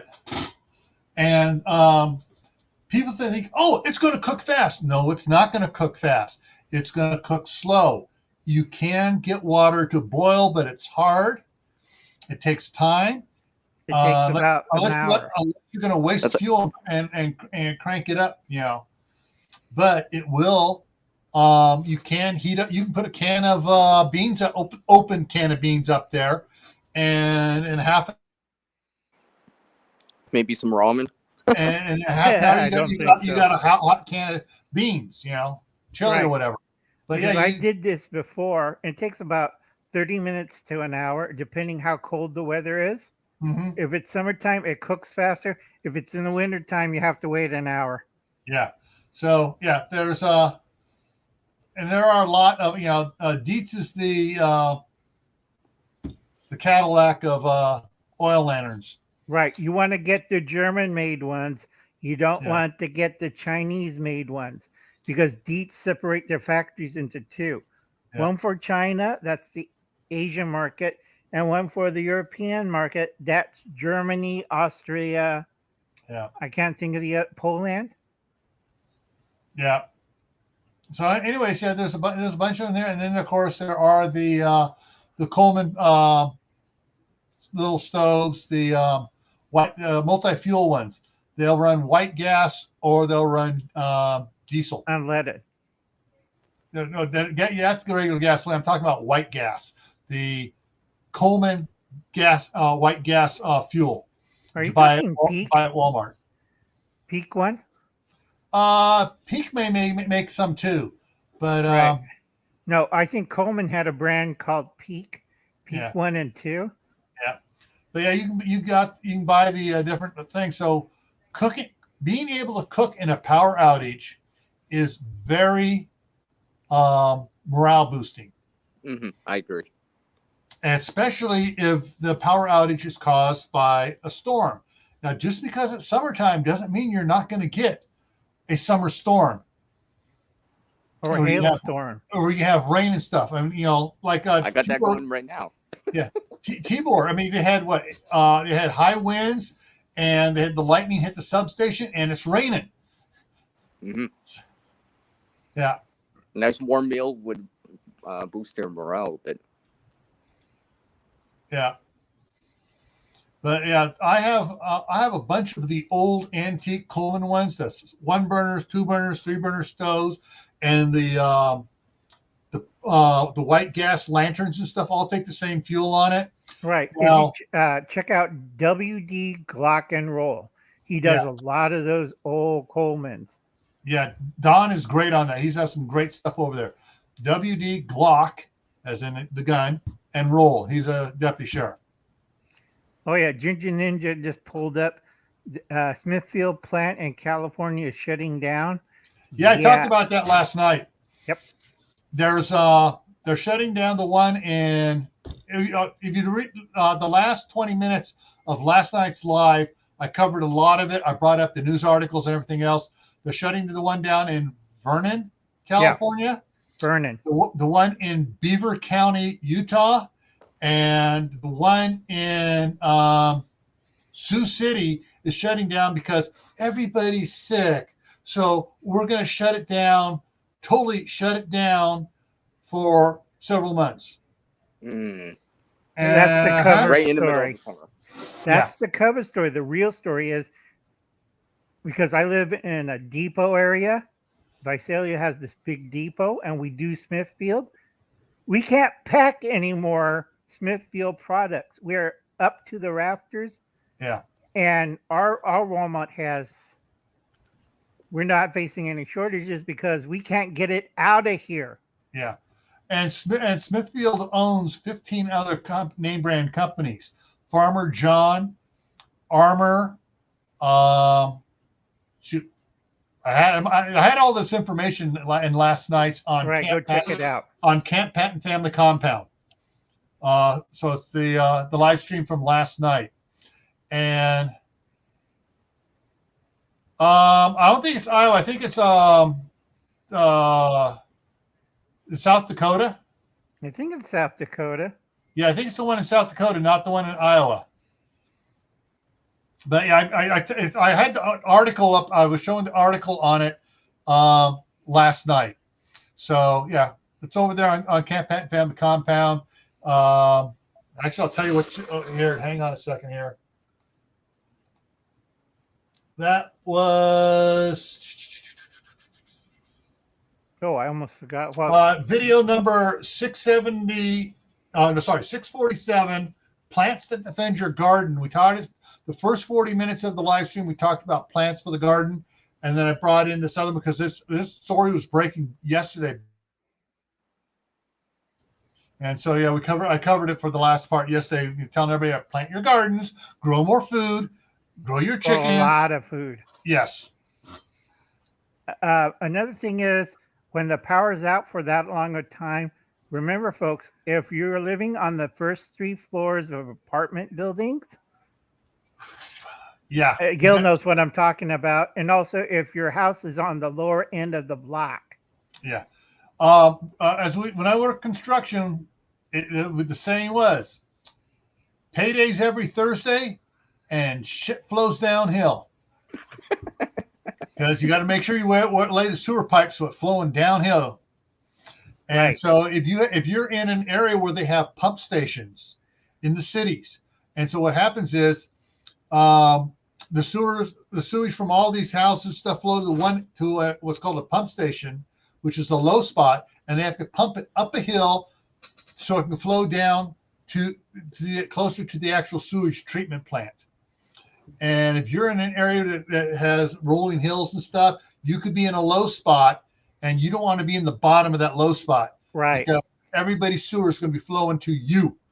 Yeah, and then you have fountains of poo coming out of your toilet and out of the bathtub and out of the kitchen sink. And anything that has a drain in it will come out. And the showers. We did this last year, Gil, when the snow apocalypse, and you showed videos of people's toilet was. Yeah. Yeah. It's pretty funny. I think that was GrayManPrepping or Camp Patton's Family Compound. All right. I've fired GrayManPrepping back up. It's been 14 months. So if it was after during April, after the end of April it's last Camp year. Camp Patton Family Compound. Because that was during January. Yeah, so that was on Camp Patton. Yeah, and it was really funny too. Yeah. Like that car covered in poo. Yeah. Okay, so couple announcements for people out here. Hang on, let me get this other one back down here. Camp Patton giveaway is now going to be, I'm doing the 2,500 subscriber giveaway in 2 weeks on Monday the 27th. And there's two giveaways. There's our normal subscribers and those that are members of the channel over there. And channel membership is 99 cents a month for the Camp Patton Family Compound. I still need 300 more subscribers here before I can get monetized over here. I have the watch hours. My viewers, my viewers out there, you are probably the best loyal viewers out there because I have over my 4,000 watch hours from you guys. You guys have given me the watch time. We just need to get more people in here to learn this stuff. And then I can start once I monetize, then I can start doing more giveaways over here. Ooh. Yes. Right. I just got remonetized, folks. It was a hard battle, and I did it. And they found out, wait, we have to approve all the stuff you had for the last, Gil, when did I start? I think it was 2016. Yeah, you got a lot of stuff in there. Yeah, I do before the bans and the purges, and I had tons of stuff. So they're scratching the head. How can we pay this guy? And I keep getting delayed. We're sorry, you're dead. Your AdSense ID does not show. Yeah. And I'm like, wait, I'm not dead. Yeah. Anyways, yeah. So there's a lot of that's Courtney's channel, Joe. That's a poop troop. Let's shut off her power and see how come the poo comes out of her toilet. Yeah. So, and that's the other thing. If your power is out for your city, Frozen. your sewer treatment plant, even if it's still downhill, is going to be, you may be backing up. And even if you're not downhill and it's flowing to someone else's house, you want to be nice to them and not be flushing poo. You need to have a plan for disposing of poo and stuff. And we've talked about that a couple times on both Camp Patton Family Compound and GrayManPrepping, and over on Just in Time Prepping, Will's Right. channel a couple I years think we ago. covered Sanitation. right. The Dave's channel. Southern Ohio Prepping. We covered it over there too. And Right. his stuff is still up. Right. So Don't forget, folks, outhouse still rules. And don't burn your toilet paper. yeah. Mm. And trench lines work, and you build a mini pit toilet out there, and just when you fill it back in, mark the spot, and in a year plant a fruit tree over it. Right. It will love it. It will. Mm. But, in Colorado, they have a forest fire going on. Some fool thought, well, I'll just burn my toilet paper after I use it and throw it down the outhouse. Do you know Boom! what kind of explosion? Yeah. And the guy Thing. flew 15 feet and it caught the national forest on fire. Yeah. For those of you that don't know what's happened is, all right, when poo breaks down, any poo, including cow poo, people poo, pig poo, whatever, it produces methane. Methane is explosive. Hey, go back and watch Mad Max Beyond Thunderdome. Where do they get the power from? Pig poo. But anyway, folks, do not throw your toilet paper down the outhouse, Yeah. even if it's burning. Now, Tennessee says outhouses are illegal in Tennessee. And you wonder All why. right, what about something that they use at scout camp? It's not a regular outhouse. It looks like an outhouse, but it has a tank under it that they come and pump out. It's called a pit house, and it's not really a pit. It's a tank that's buried under there. It's like a 1,000-gallon pit that they bury under there, and it's a nice structure. And they come in, they pump it out. A lot of the national parks are using it. Right. Oh, he said they are legal. Oh, still legal. Sorry, I misread that. Hang on a second. Let me clean my glasses off here. Maybe he needs another pair of cheaters on top. Yeah. Oh, I can see again. I can see. Yeah. And that's the thing that actually there are, I know in California, a lot of the places that were building up in the mountains and stuff, they were not wanting them to put in septic tanks. They were making them put in these 1,000-gallon pit tanks that didn't have leach lines, and they'd have to get a pumping truck up there, come up there and pump it out. They got to make sure they get it pumped out before the snow sets in. Right. It's a fancy porta potty, right, Gil? It's a permanent, but it's fancy. You get in there. It's got the steel toilet with the seats and stuff and the lid and everything else. And it's a big sign in there. Usually says "close lid" so it vents properly, because it has an 8-inch pipe going out with a cap on it, so it would vent out there and not sneak up inside. And high vision preparedness. And he says, how many people without power tonight in Ohio? Yeah, 230,000. Yeah, earlier Tibor said it was earlier today. They said it was 200,000. So yeah, I can imagine it's going to go up if they have problems, because as one section's without power, you know the what surrounding ones are going to start taking hits as well. Mm-hmm. Substations, because they're going to have surges and stuff, and they try to bring one back on, and if stuff can trip and stuff, and they can cause problems. But yeah. So yeah, and this topic was planned a month and a half ago. It's been on We've the actually schedule. talked about this before. Yeah. Right. And also, I've been putting out videos since when, Gail? I forget. Yeah. I have brain damage. I About the told heat wave? people this last year. Oh, okay. Yeah. I mean, it's I have videos from 2 years ago talking about the PG&E power outages, and actually it's been 3 years now. It's been 3 years now, and yeah, 3 years. Because 2016 is when I started Camp Patton Family Compound, and it was the following springs when we started having the problems. And something I've noticed is the power outages are getting worse and worse and more numerous every year, and areas that didn't have it before are getting it. And they want us to go all electric vehicles, and we can't even provide power now? Wow. Yeah. Yeah, it's like Funny, that one. nuisance solution. You cut holes on the bottom of the electric vehicle and do the Flintstone method. You push your feet on the bottom and you pedal the car really fast until it builds up speed. Where is it? Come on. PowerPoint. Oh, I lost it here. Hang on. No, there it is. Hang on. I think I got it on this one here. Did I put it on green screen? I'm looking for a specific picture here. I sent it to Courtney for Dustin about his car problems, and it was Fred Flintstone. Oh shoot, I can't find it here now. Is it under new folder? Fred. I think Fred, it's under Fred. new Fred. No, Or see, I got here. I titled it Fred, and shoot. Let me do it this way here.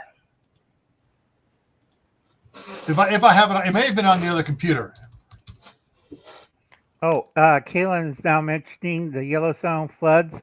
Yeah. If anybody remember, Uncle Alan lost his second house like that on the Russian River. And they have, I forget what channel was it, YouTube of a house. And it's the house. There we go. Well, there's the problem. Your exhaust system is shot, and he's looking at his butt. Okay, we got to enjoy and have fun with some things. And this was a perfectly funny one for exhaust systems. Right. It's a Tesla. Sorry, I had to put that one in. But let's see. Yeah, on the Yellowstone thing, I lost my second house because it was on the Russian River. And they said it'll be 100 years before it runs over the banks. Well, in what was it, 96 or 95?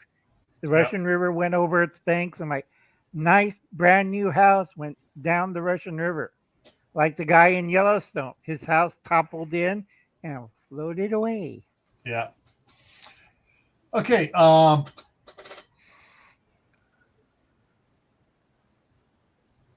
Yeah. The problem with electric vehicles. We don't have the power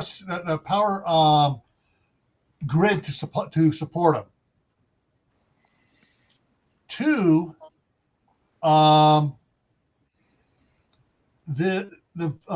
the power source for the electric vehicles.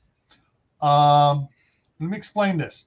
Right now, the power source for electric vehicles are lithium batteries, which to produce the lithium battery has a bigger carbon footprint than making a full-size Cadillac today and running it for 5 years. Okay? Just to produce the lithium battery, the carbon footprint for it. Especially if the battery's bigger. The bigger it is, the more it takes. Yeah. Right. And the batteries have to be replaced every 5 years. Right. Or more if you kill them driving them fast. Right. But go look at Gear Grinder's response. Why don't they have electric cars with solar charger tops? and hoods and trunks. They Well, all tried that and it tried didn't it. work. It doesn't produce enough electricity. Yeah. Unless you want to leave your car outside for the next 3 days. And finally it's charged and everything in your car is cooked. Here's the thing is, all right, so the power source is the battery, and the power source everyone's hyped on right now sucks. However, there are several electric vehicles out there which have a range of over 1,000 miles. Okay. And recharge time is 5 minutes. Right. Do you know what it uses? A hydrogen fuel cell. So it has the hydrogen tanks built in, specialty tanks, high impact tanks, and you can go 1,000 miles on it, and it takes about 5 minutes at a hydrogen station to fill back up again. Yeah, and you're charging or filling up just like gas, just as fast. And guess what?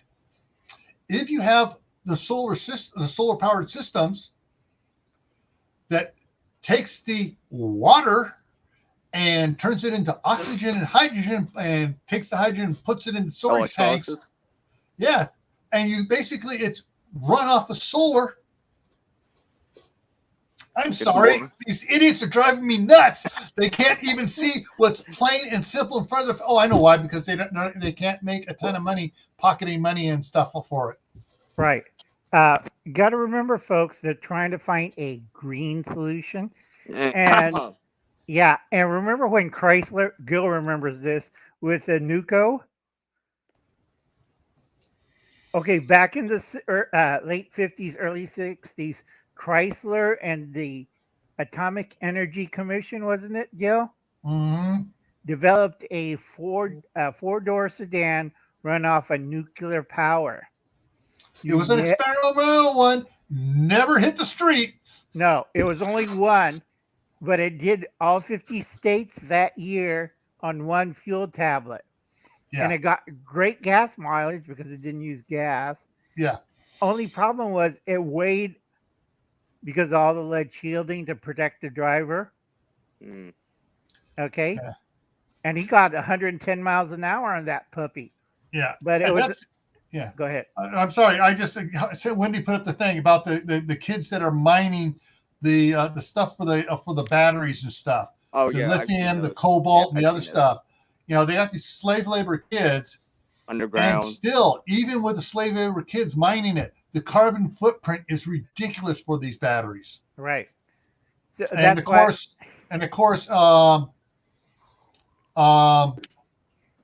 Tesla's is stuck on in the one right now. They're not going off on some of these other batteries, which are less toxic, less carbon footprint, a little bit more expensive to make, but are better for the environment.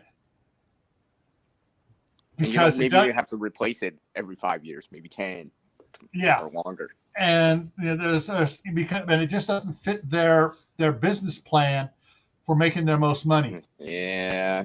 I still go with the Nuco atomic powered car. 110 miles an hour, AM, FM radio, enough lead shielding so it protects your gonads, and you're fine.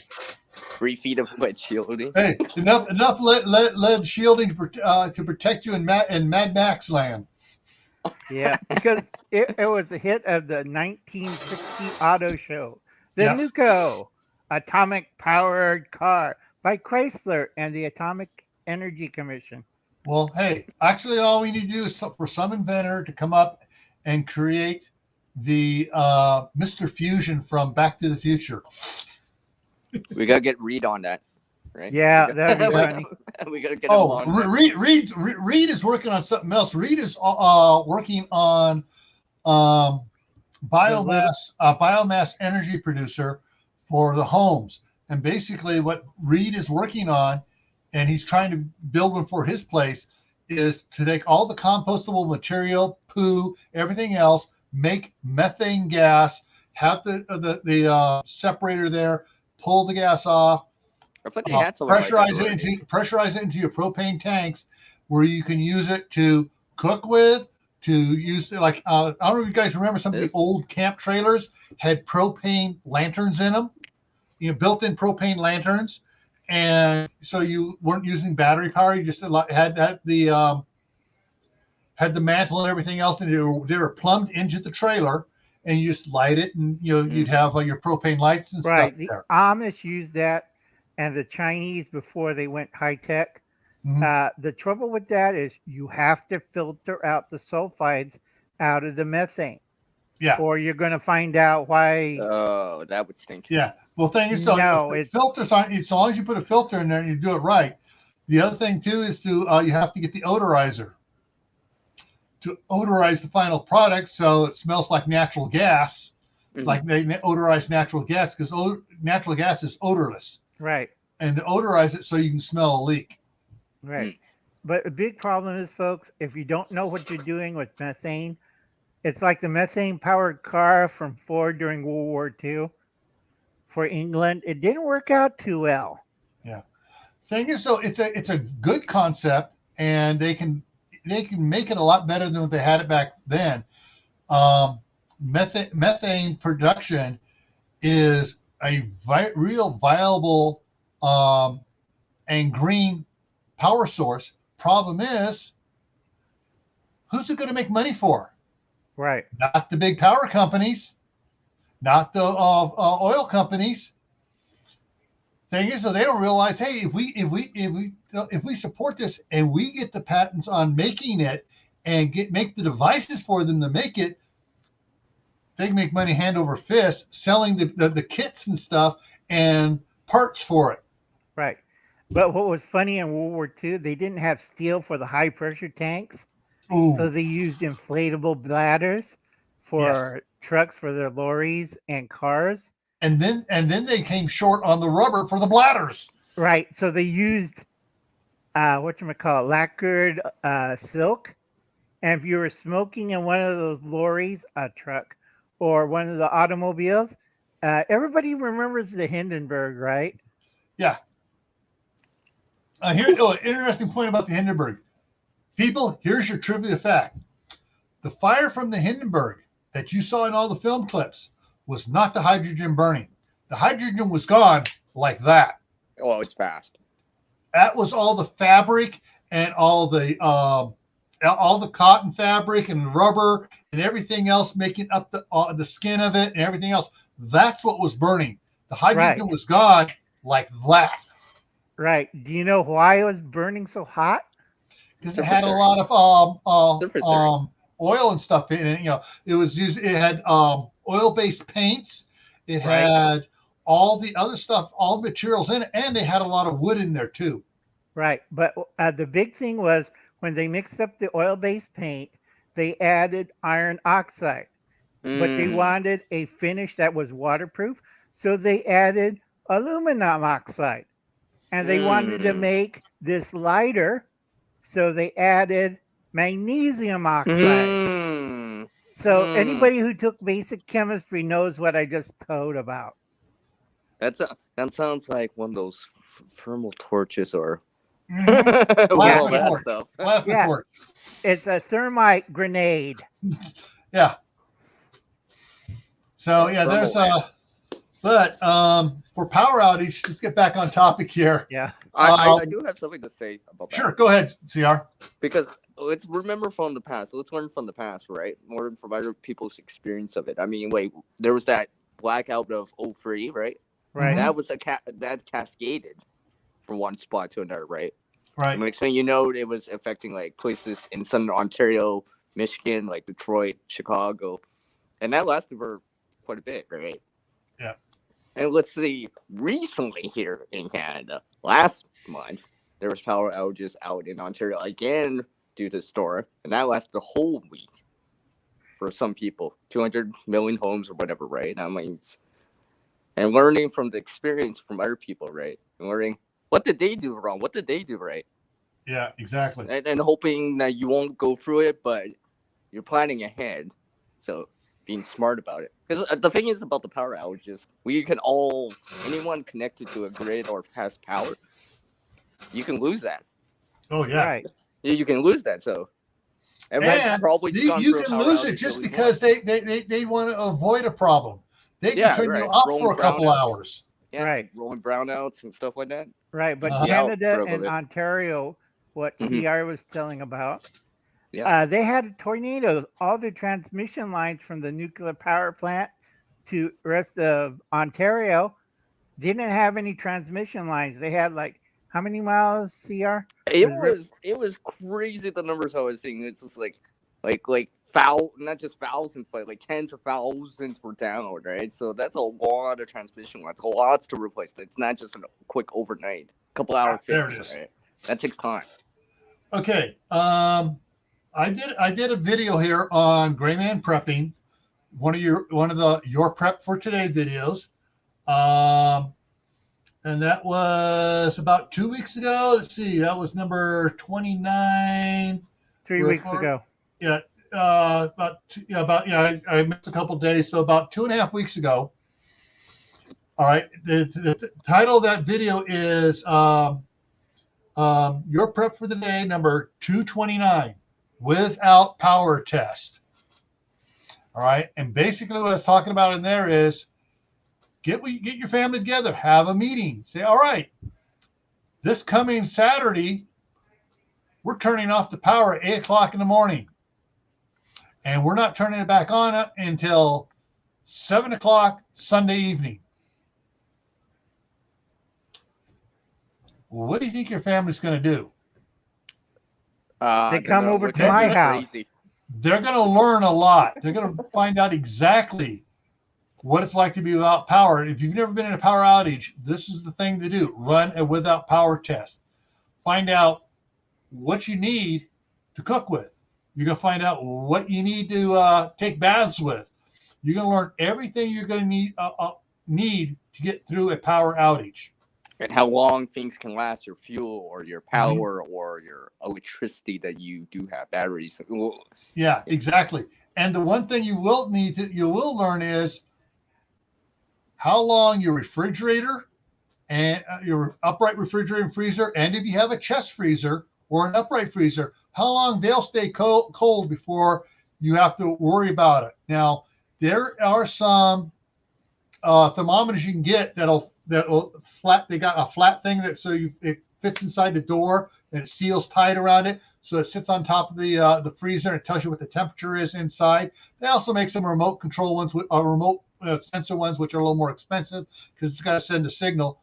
But you can read what the temperature is inside your refrigerator, inside the freezers, so you know when you guys say, okay, time out, we need to get power back onto this thing, or we got to cut the test, we got to cut this part of the test short so we can save our food. Mm-hmm. And yeah, they make some of those probably have apps for them too, so they can plug it in. Usually everybody runs to Uncle Alan's house, and I keep telling him, go to the Indian casino and leave me alone. I have my own power. Get out of my house. They got Stop AC over eating my there. food. They got AC over there. No, I have AC. I have a swamp cooler. I have a cool room like Gil No, does. I meant the casino. Yeah, they did. And then I take care of everybody's property by putting in generators, power banks, saying, oh, well, they had steaks in here. Well, I'm watching the house, so I'm taking some steak home and cooking them on my Make propane. up for some of that gasoline they took from you and the toilet paper. Yeah, I did. I take a lot of their steaks. I have a whole bunch of bacon. I get a nice bunch of free-range eggs. And I keep telling them, if you don't like to go to the ranch or the dairy, come to Uncle Alan's house and I'll feed you. Tennessee's comment here, this comment tripped something in my mind here. Hey, something I hadn't planned, I didn't think about this to relay to everybody. So the power goes out, right? And like in Ohio there, they got 230,000 people without power. How many grocery stores are without power? I mean, they might not have backup power, or it might not last longer. That they don't have generators for and stuff. Or it won't last long. Right. And power's going to be out for 2 more days, they said at least. Yep. Remember what happened in Texas, right? Oh, yeah. And that frozen food and that stuff, right? Yeah. So the grocery store, all the perishables, the frozen, refrigerated, and the vegetables sitting out, power's out, they can't sell it. Safety The vegetables and stuff are all going to go bad in several days. Yeah. They got to throw that away. Yeah. And they're not going to be receiving any orders in because, hey, it's all going to go bad anyway. So they're stopping the orders coming in. Mm-hmm. Dairy products, they're not getting their daily shipment of milk. Eggs. Cheese, eggs, cottage cheese, yogurts, none of that stuff. Coffee creamers, not getting any of that. Ice cream, not getting any of that. All that stuff, it's in their freezers. If they don't have backup power, it's trash. Yep. So now, once the power comes back on, I'm going to go to the store and get stuff. You get to the store, we're closed for another day while we try to clean up this mess and get supplies in. Right. Folks, if you want to make extra money, get a solar condenser, get free water out of the sky, have several solar panels, because Uncle Alan's going to sell solar ice. Because I have an ice maker machine at the ranch that I could put over here, and you get free bags of ice, bag free, second bag $5. Yeah. Okay. Can I have a discount typo here. on? This is 2020. He's talking about not 29. So yeah, people lost hundreds. They lost thousands of dollars of inventory. So yeah, there's so you figure it, all right, I can't go to the grocery store to get stuff because the grocery store is closed. They have no power to run the cash registers, and all the cash registers are computer, I got to scan it, scan. Oh, can't scan it. Can't tell you what the price is on it because none of the products have price marked on them anymore. Mm-hmm. So there's, the stores are not going to be selling anything during their power outage unless they have power backup to run stuff. And even then, froze.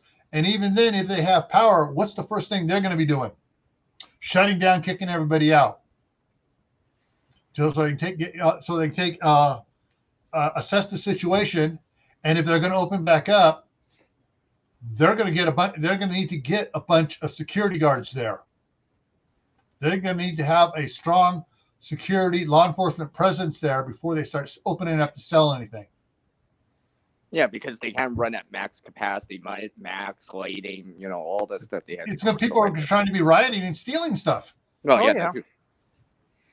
And first thing they're going to buy is milk, bread, and eggs. And it's like, wait, we've been out of power for 2 weeks, and the first thing you buy is milk, bread, and eggs.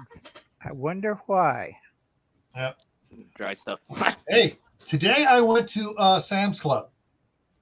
This is how I shop at Sam's Club every 2 weeks. I go on a day when they get their delivery. The milk, when they get the delivery of milk at this Sam's Club, and they're quick, they make sure they put it into their walk-in cooler immediately. They don't let it sit out there for several hours while they move shit around. The date, the best use by date on it is 18 days out. So my milk will last for 18 days, but I'll be out of milk in about 12 to 14 days, and I'll be going back and getting more milk. So if the power goes out here, I'm good on milk for 2 weeks. After that, I got to crack open that can of Nesco. Yep. Powdered milk. Powdered milk. Or canned milk. Yeah. Right. But like I do warn people, if you do medications that need refrigeration, and if you're in a power out situation, you should have a backup RV refrigerator like I do. Or one of these power stations. Right. And hook it up. Oh, yeah, for your CPAP. Mm-hmm. No. I'm diabetic and I have a medications for a small refrigerator. Hey, and that's the thing, Al. You should have one of those small office little itty bitty ones that takes less. I got an RV refrigerator because I have a lot of medication that fits in there. I have enough for 2 months, and that runs off its own EcoFlow generator. I have 2, and I have a solar panel for that during the daytime. Yeah. So I have no worries. And if you're good on that too, the old RV and trailer refrigerators ran either on power, electrical power, or propane to stay cold. Because I have the little travel trailer I have here. It runs on. I can go just use propane to keep it cold. Okay. Not exactly what I want to do because that uses a lot of propane. Well, it doesn't use a lot, but it runs the way it runs it up. You know, I'm using propane to keep something cold that I can just use my Kodiak here for in a solar panel to do the same thing. Right. I got to go, guys, because I'm getting weird flickering on my side. So you guys have a nice day. Take care, Listen to Uncle Gil and check out Gil, you're still doing those little prepping videos in the morning, right? Yep. The next one's coming out tomorrow morning. Tomorrow morning should be butter. Ooh. Yeah. So I still got to load that one up tonight. It'll be out. It comes out at 4:00 Mountain Time. Okay. But you know, Gil, I was just thinking, generators are nice and all, but let's think of someone starting off, or maybe doesn't have that in the budget yet, because I guess the generator can be a more advanced item initially compared to like water, food, and everything. Yeah. So, what would you suggest, or the side chat? Because I was just thinking. Okay. All right, like I showed. Let's see if I got it up here still. Okay. You know, something that might help you a day or two at least. Yeah. All right. Here's some. All right. I'm gonna go through the prices on this here. 100-watt solar panel, $92. Okay. All right. Let's go back here and go to inverter. Boom. Okay. So, 2,000 watt continuous, 4,000 watt peak surge, $199 at Harbor Freight. Oh, and I froze. I don't need that much. I can go a little bit smaller inverter. So here's an inverter, 1,000 watt continuous, 2,000 watt surge for $100. So $200, you got 1,000 watts worth of power that you can pull off of. All right. Then we go. Let me pull up another one here. Sorry, I'm going to change this. Got to change this over here to all, and go to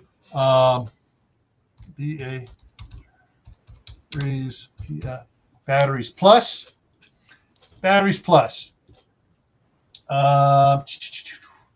Go in here, and I'm going to put. I'm going to do it this way here because I know this is going to be the best. I'm not going to buy it right now. Okay, 6 volt golf cart. Kaylin brought something up, by the way. Well, because the reason I bring this up is because some people don't have it, or they live in an apartment. Yeah. There's mini power stations that are less than $200. They're like 100 watts, 150 watts. Yeah, you're not running a fridge all that. Yeah, you can't even run a fridge on it, no. But you can charge your cell phones. All right, so price has gone up on these. Boy, has it gone up. I was buying these 2 years ago for $98. So 2 batteries, so it's $300. $300 for 2 deep cycle batteries. Okay, and if you have an old battery around, old dead battery, take it in. They'll save you the $30 core charge. So you got $300 here. You have $100 for this one. You have $100 for this one. So that's $500. You should be able to power your refrigerator overnight on it and during the daytime, and run a couple other little things, so long as you don't go over the 1,000 watts. Now, that's just a basic starter to get a basic stuff set up. Okay. So you're looking at $500 to do a 1,000 watt inverter. But let me double check something here. The amp that might pay for hours. the All right, food that you have in there. And here's the kicker. This gives you 430 amp hours of power.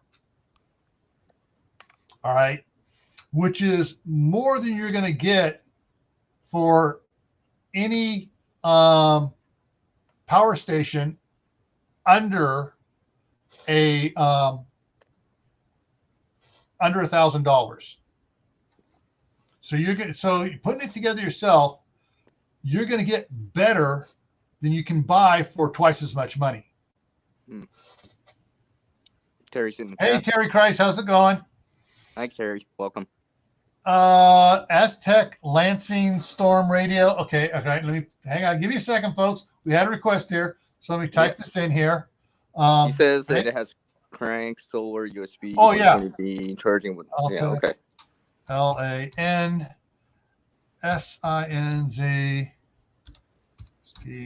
Storm RAD radio.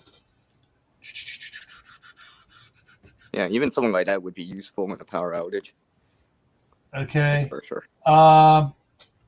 Is this the one you're talking about? There's Storm Chaser for $85. Storm Chaser 10, rechargeable. Different ones here. Yeah, it's got the it keeps showing the on the corner here. It's showing the crank. Yeah, the crank right there. Right here on the one here is the crank. It looks like it's got the fold out crank on it for cranking it up. Yeah, they have these. Yeah, and they have. Looks like they have some charging ports on them too, so you can charge your phone off of it. Yeah, he says yeah. Yeah. So there are some stuff onto it.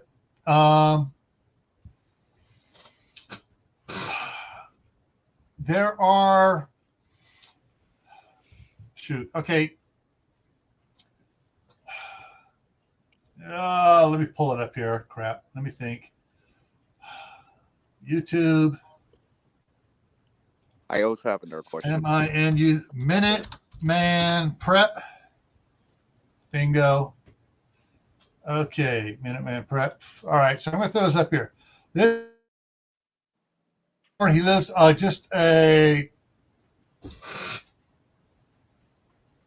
maybe a mile at the most, if you drive around to where he's at from me. Videos. Okay, he reviews all these ones, the Jackery panels, all these solar panels, all these ones. There it is right here. So you go to his page, click Minuteman Prep, click on videos, come down here, complete solar generation comparison. And someone dropped the link for the channel. All right. Already okay since he's I'm already off it. So it's it's just minute space man space prep, and he comes up. All right. It's showing that there. All right. So I don't actually want to watch that. Here, right there on the description is the link. You click on that link. What do we got here? We got a spreadsheet. And the spreadsheet here is he broke it up into sizes. Less than 200 watts. Up to 200, a little bit more than 200 watts, more than 400, 800, like this. So basically it goes up. 3,000 watt is the ultra cap, and all these different wattage ones you can get for. All right. So if you want to look at, I need at least 800 watts. So you go down here and that 800 watt is middle cap. Down here at the bottom. So that would be your minimal, not 1,000. That'd be minimal. I mean, that'd be middle. That's called middle cap. Say you say, I need 800 watts. You use something like, where is it here? Over here. You use something called like the kilowatt to find out exactly the kilowatt here to find out exactly how much you're going to need on something to keep something going. It says your refrigerator takes 800 watts, and that's your main thing is 800 watts. So you find it, that's a middle cap. You go to middle cap here. These are the ones that are in the middle cap. and you look down here below here, or you look at it, and it talks about the different wattage they put out, peak invert and the inverter, and continuous, on it. And so very good is green, dark green, light green is good. The kind of yellow is okay, and the red is bad. Okay, so battery capacity talks about the different watt hours. Well, if you're using 800 watts and you run that for 3 hours, that's 2,400 watt hours. Well, the one here on the end here is 2,400 watt hours. The Jackery 2000 is 2,060 watt hours. The Blue Eddy is 2,000 watt hours. So you can see you're short on your battery time that your battery can go for. Okay. But you got to make sure is that and he goes down here on the charge capacity, maximum solar input watts, 800 watts, 900 watts, 1,200 watts, 800 watts, 1,800 watts, 700, 800, 800. Well, if you're drawing 800 out and your max input is 800 and you start out fully charged, you're good so long as your panel is aimed at the sun and you're putting in 800 watts of power into it. As soon as nighttime falls, guess what? You got 2 to 3 hours before your system's dead. So that's for a middle cap 800 watt one. Go, well, maybe I better go up to the next one up, which is the heavy cap.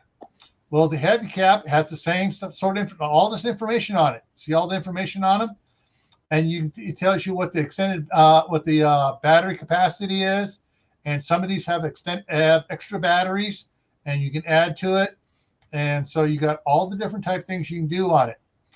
Okay. Down at the bottom here, these prices was as a month ago. And so the price, like for the Titan, which is the one I want to get, without panels, just the Titan itself is $3,400. This other one is $3,700, $3,600, $5,000, and $3,800 for these going across here. The Delta Flow Pro here, he went and bought 2 of these, and these are $3,600 each. He just went and bought 2 of those and bought the 4 backup batteries for them, and doesn't have the price he doesn't have the price of the backup batteries on it here. But he went and bought 2 batteries for each one. So he has 4 batteries and 4 of these. He spent about $10,000 on the system, and he ran a test on it. So, this is not something for a beginner to do. When you start this would be more advanced. Yeah, so you go back to the middle cap, to the 800 watt ones here. For the ones that have the 800 watt, to run for several hours, prices down here: 2,000, 1,900, 4,600, 2,100, 2,000, 1,800, 2,000. Yeah, so you're looking at, the cheapest one here is $1,800. For $1,800, let's go back to look at the other stuff here. For $1,800, I can go ahead and get 6 of these batteries. I can go ahead and get the 3,000 watt continuous, the 6,000 watt peak one, and I can get 4 or 5 of these panels. See, for the price of that one, you can build your own. That's way better. This reminds me of Martha from Old School Prepper. I think she said about something about the solar. It wasn't generating enough as she wanted to because it was generally cloudy more often, something like that. Yeah, and it's the same thing. I don't know if Wendy's still in here too from Hardnack. She's done some videos on her solar system she bought, and she had to expand and get more panels. Now, the 100 watt panel will not produce 100 watt unless you're at the perfect spot on the Earth, midday, at the equator, the clear day, the skies. equator, the time, and you're able to track the sun perfectly. Generally, a 100-watt solar panel at peak time will give you 65 watts out of it. So maybe plan for a little bit more. So basically, and that's at peak time. So early in the morning, if you have fixed panels that don't move, that don't track, you're going to be probably getting 45 at first thing in the morning. As it goes up and it hits to 65 and then starts going down again. So like Ben likes to say on these here, some of these here, he will put on them. Let's see here. I'm looking for it. It says over paneling. Sometimes he'll have over paneling listed here. And over paneling is it says it can take the max solar input is say 2,000 watts. Well, if it has an over paneling ability, which means if you put 4,000 watts into it, it'll automatically put the brakes on 2,000 of it and only use 2,000 watts. That's what some of these are good for. But because they have all these electronic components in it, whereas if you build your own and you're over paneling it with this and your charge controller, I forgot you need to get a charge controller, which is about $60 or so. You set it up. The charge controller and stuff will allow up to a certain amount going into your batteries. If you're using a standard good charge controller to do it, you don't have to worry about too much about over paneling because you don't have sensitive batteries, especially if you're using golf cart batteries. Because the golf cart batteries here, you can bring CR back to the golf cart batteries. They're made to have a lot of power put into them. Lead acid batteries. They're made to be quick charged, heavy duty charged. And so if you have build your own, you don't have to worry about the over panel problem like you do with all these other ones that were out there. These ones here listed here. So let me see if it has a charge controller listed here. Yeah, I was about to say the charge controller. Okay, so let's look at charge controller here. Let me duplicate this. And it's thinking. There we go. Okay, what I'm looking for. C-H-A-R charge controller. Charge controller. Okay, from Harbor Freight. All right, $76 for a 30 amps charge controller. That's 30 amps coming in there. That's going to be I forget how many solar panels that would be. Sorry, my math ain't working right now. So that's 30 amps going in there. That can go in there, but maxes out at 30 amps going into your battery system. Oh, wait a minute. Here's a 15 amp car charger, and I know I've seen some of the car chargers are like 60 amp car chargers. Well, you can also get up to 60 amp charge controller too off Amazon. In fact, I have a 60 amp charge controller specifically, so because I got so many batteries, I need 60 amps going in there to make sure it is fully charged by nighttime. So you can there are steps to do it. There are my email is down in the description down below. If you want to email me and we can set up we can set up a private one-on-one like this, not being broadcast to YouTube. We can set up a face-to-face on this, or we can just email back and forth. There is a lot you can do to build your own cheaper. Because remember, even on these parts you're buying here, they're making profit on it. Now you get someone that builds one. They're buying the ion lithium battery or the lead acid battery from somebody. First thing they do is they say, I've got to make profit on that. So if the company's paying $15 for that little lead acid battery, they're going to charge $30 in their product. Then they're going to have the charge controller. I'm going to pay so much for the charge controller. I'm going to double that, put it into my product. That's the baseline on their product. Everything they buy to go into their product, they're doubling the price on it. Yeah, it's just like a pre-made bag. Same thing. They have to make a profit. It's a business, right? It's a business, and they got to make a profit on it. They got to pay their employees and make a profit. Yeah. So you're paying for their employees' work. You're paying for the company's profit. The convenience of someone else doing it for you. Oh, and Tennessee says he's always here to help with electrical aspect. Cool. There is for hooking up your own solar system. There's ways of doing it too. Now there are Reed has set stuff up. Reed has both a 12 volt. That's Manifestations of Imagination. That's Reed. That's his YouTube channel, Manifestations of Imagination. Hey Chuck C, how's it going? Oh, Chuck. I have something here I was gonna mention here. Because I've seen this every so often, single-use batteries or rechargeables. I tried to. I have both, just in case. I have both. I have a lot of rechargeables, and I have a lot of single-use ones. I keep my rechargeables going and stuff because sometimes, with the way the grandkids are, it's just easier to throw some of those ones from Costco in there. Yeah, because the Costco brand, the Kirkland brand, is made by Duracell. Yeah, you don't want to be losing the rechargeables. Yeah, and so for the grandkids and stuff, any of their toys, they get the Kirkland brand batteries in there. Do you keep any of those lithiums?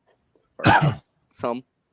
I have some lithium rechargeables. Okay. Because I know they last a lot longer, or they hold the charge longer. Oh yeah. And 2036, they're still good. So one of the things to do is, if you want to do your own system, your first starting point is get one of these, and actually bring it up here for Amazon.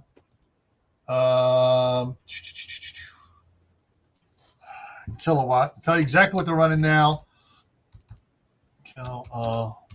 Kilowatt meter and kilowatt. All right, this one here, which I have, which is not the cheapest, but it's not the most expensive. Let me bring it up here because the cheapest ones are down like $12, $17. This is and it's $29. It's $29 and it's 27% off right now. It's one of the kilowatt P3 ones here. There's a more expensive kilowatt one, and even a more expensive one. So there's different models here. But this is the one I have. This is the one that Reed has. This is the one that Ben Gilmore has on his, that he uses on his. We all use the exact same one. And it has all the different things you can do: volt, amperage, watts, hertz. And you can meter. You can do time metering on it to see how many watt hours you're using on that something uses. So you can like plug your refrigerator into it, set it up, punch it, and let it go for the weekend, and see how much 24 hours. See how much it actually uses in 24 hours. Of course, you got to set your watch, clock to go check it. But yeah. So that's one way to see what you need to start with. Once you figure out what you need minimal to keep from losing food and stuff. So this would be a more advanced thing. Actually, this is what intermediate. This is what a basic person should start out doing. Seriously. Okay. This is after the food and water and maybe some. Yes, this is stuff you're doing because I'm thinking the apartment prepper, the people that do it, and Yeah, well, for people with less money, how they can start. Yeah, put it this way: this $29 is going to save you a lot of money in the long run. Mm-hmm. So while you're setting up your food and everything else, find out what your power usage is, and then you can start planning from there. So you find out what your basic need is. I need Power to see, power maybe to cook, power to keep someone cold, for example. Whatever. Okay, I would say your primary need is going to be refrigerator. Okay. And your refrigerator freezer unit. If you have a second chest freezer or an upright freezer, that's going to be included in that. So you have two items now that have food in it that are going to cost you a lot of money if the power goes out and you can't keep that stuff cold. Can I ask a question real quick here? What Sure. would you Yeah, I got it. prioritize first, a fridge or freezer? I was thinking of freezer. Actually, because of the way they run, Okay. if I have a fridge and a freezer, I'm gonna group them together. No, I'm Because just saying if you can only do one of them. If you only have enough to power one of them, here's the and that's all right. We'll look at that. Probably your refrigerator first, Okay. and then if things work out, try cheating and getting your freezer on there during the daytime to keep it cold because your refrigerator doesn't run all the time. Well, I was thinking maybe you're low on fuel and you're just trying to. Oh, so you're like running a gas. Yeah, or something. Gasoline generator. Power, so. Yeah, so that's what you're gonna have to. You're gonna have to figure out what they use, what they draw, and refrigerator is probably going to be your first thing, but then you're also going to start eating that down. Yeah, see, I was always thinking, fridge is probably not something I'm gonna eat first if I can. Yeah, so because usually that stuff is ready to eat. Let's say you got cheese, milk, you can eat that right away. You don't have to cook it. And the freezer is going to hold its own, especially if you don't open it up for a while. And if the power goes out, and you're thinking, all right, the power's out, the freezer's not going to be running. I'm going to grab all my extra blankets and stuff and start covering up that freezer to give it more insulation. Bubble wrap, whatever, right? Just exactly. Pile it on. Yeah. Hey, Homestead Aquarius. How's it going? Hi, Homestead Aquarius. Yes, yeah. Okay, I was just going over, talking about a bunch of stuff here. I just got done going over setting up a system, building your own. And I'm going to get back to that here in just a second. So you figure out, using the kilowatt meter, what you actually need. And your priority items are going to be refrigerator, freezer unit, 1 unit, any secondary chest freezers, upright freezers. That's your second part of that. Okay. The next thing to consider that's going to get lumped in there is medical equipment, CPAPs, oxygen generators, like Will used to have his oxygen generator that used to run all the time. Anything that is needed to keep you alive. For some people, they have a home dialysis machine. Yeah, that'd be very important. That would be very important as well. Yeah. So once you have your food and medical there, figure out what your wattage need is. Now, once you have that figured out, then you can plan on, well, what sort of generator do I need? Okay. What sort of power station do I need? Whether it's, one of the ones up over below me here. What sort of can I make my own battery power station? Like I said, what I pay, the Kodiak. I got the Kodiak here. How many years ago? 2007, spring 2017, I believe I got it. All right. It was $1,700 because it's got a lithium battery in it. But I also used that. I got that, and I use it whenever I was at scout camp. I'd take it to scout camp, and I would use it at scout camp so I would have power for my CPAP. Now, let me throw that comment. All right, so Tennessee Bushcrafter is a professional electrician, people. So once you have figured out what you need and everything else, you can cheat on this to the good side. Okay, I'm going to need 850 watts to run my run my chest freezer. I'm going to need 900 watts for my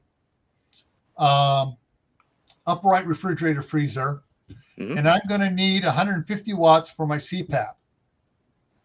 Well, you only need to use your CPAP at night. Your refrigerator and freezer don't run all the time, but cheat to the good side and say they do. So you got 150 plus 850, so that's 1,000 watts plus 950. So basically 2,000 watts. Figure 2,000 watts all the time. Yep. You're probably not going to run them all. You're not going to use all that all the time, but if you have that extra. Yeah, you have extra for oopses. Yeah, or if you really had to run them all at the same time. Yeah, but this is running 24/7, 7 days a week. Okay. I mean, this is 24 hours a day, 7 days a week. So, you figure 2,000 watts for that. I know these wattages are not correct. I'm just ballparking here as an example. Mm-hmm. So going back over here to the inverters. So that's 2,000 watt continuous. That would be the $179 one here. It has a surge of 4,000 watts. And this is, wait a minute, scratch it. Don't want this one. This is a modified sine wave. I want pure sine wave. Pure sine wave. $300 for the pure sine wave, 2,000 watt. Pure sine wave will help your equipment run longer, better, and not burn up on you. So 2,000. So you're going to have to spend $300 plus tax for the inverter. Okay, so I'm going to need to have the batteries and stuff. So if I'm going to go with the golf cart batteries because they can take a harder charge on it and stuff. So I'm going to say I'm probably going to want to have 6 of these batteries at the minimum. 8 would be better. Just ballparking it off the top of my head here for the amp hours and stuff. So this would then, you do your math here, calculate it up. Now you can start out at the beginning with just two of the golf cart batteries. Just start with 2. And then in a month or 2, when you have more money saved up, buy 2 more. And so slowly build up your, the more as time goes on, you can build up your power reserve by adding more batteries to it. All right. Then you go to your panels. Okay, so the 100-watt panel really only generates about 62 watts or 50 watts average for the day. I'm going to need to generate 2,000 watts, so I'm going to need to use these things 24/7, but they're not going to run 20. So I'm going to need 2,000 watts worth. So that means I'm going to need 20 of these. And so I'm going to need 20 of these, well, I don't need to have all of them at once. I can cheat a little bit here because I'm at 2,000 is the golden idol on the pedestal. So you get a couple of these to start, and whenever you get a little extra money, buy another panel. You can add 1 panel at a time to the system. As it works out, fortunately, because of the way freezers and refrigerators and your CPAP works, well, CPAP only runs at night. And so, the dent it's going to put into those batteries is nothing that 1 panel here in a couple hours is going to replenish what the CPAP used all night long. Okay. Because I was running I had 3 people running their CPAPs off of my 400 here, and we totally recharged it in a couple hours, and it was fully recharged, ready for the next night. And that was just using 1 100-watt panel.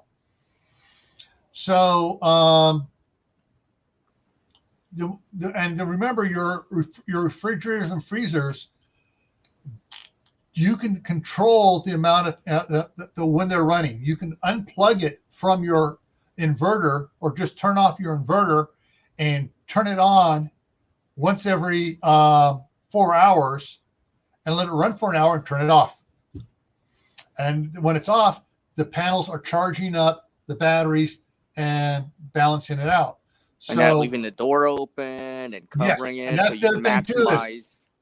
If you have kids, you break out the bullwhip and put it near the refrigerator and let the kids know you do not open that except at certain times during the day. So you don't go in there and just get a soda out of there. Yeah, so you would want to ration unless you know better. Because sometimes you don't actually know how long it takes. Sometimes you can get that info or they'll tell you, but sometimes it's just like, well, we don't know. Yeah. Maybe by this weekend or so we can be like, oh, hey, Stuart, you hit on something. Stuart hit on something else here. Oh, the alternator, yeah. No, you're gonna love this. Okay. I have a couple of old exercise bikes. And I've turned around, and I've been working with different size pulleys and stuff, and single wire alternators on there to get it to go. I think I'm having to scale down the pulley size because I went and got too big of an alternator, and I tell you, man, I am dead tired after 10 minutes trying to pedal that thing. I've seen people do that with a laptop and stuff like that. Yeah, but you if you get like a 15 amp alternator or a 10 amp alternator, single wire alternator, it's fairly easy to hook it up to a bike, even a bicycle, hooking it up to a bicycle and running it.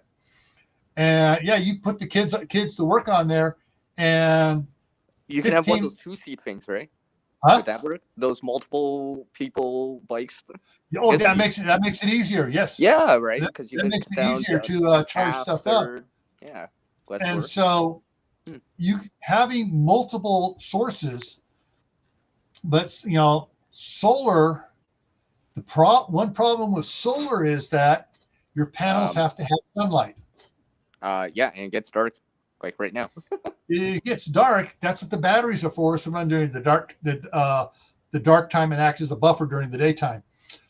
If you have, and you could probably build a decent bicycle setup to charge the batteries. Problem is, it'll take a lot of work. It takes work. Food energy, but if you got the food. If you have the food, if you have the garden stuff, yeah, you can do stuff. Now, the other thing to consider, and this is going to the professor from Gilligan's Island. It's like, hey, I got a couple acres here. I got a lot of wood, and I actually did this. I took a 5 horsepower Briggs & Stratton engine and converted it to run on air pressure. Yeah. I know you could do that with compressed air too. Yeah. Well, I didn't get a chance to take it any farther. The next step was to build a small boiler and run it on steam. And making it run on steam and then powering an alternator. You're not having to pedal, but you have to feed the steam engine to make it work. You basically build a steam engine. Mm-hmm. Now, unless you're really have abundance smart, of fuel, don't do it. Well, you need an abundance of fuel too. You need abundance of fuel, and you need to make sure you're good at math, you're good at engineering, and you do everything so you don't have a kaboom. Now, Homestead Aquarius. Wind turbine. That's the other thing. And along with all right, my friend Scott at Hidden Valley Homestead, his house is totally off grid. He was off grid all for the last year, a little over a year and a half now. Off grid, up in 9 months. Sorry, I'm moving the time. He moved up there permanently about 9 months ago. Okay. He totally off grid. They survive just fine on solar panel. He has a year-round stream flowing through his property. The next thing he's working on getting right now is a hydro generator. Oh yeah, that would supplement it and buffer out that inconsistencies of solar sometimes. Yeah, and guess what? The stream flows 24/7. So even at night, he's generating power. Down, but generally, now, as far as a wind generator go, you got to have wind.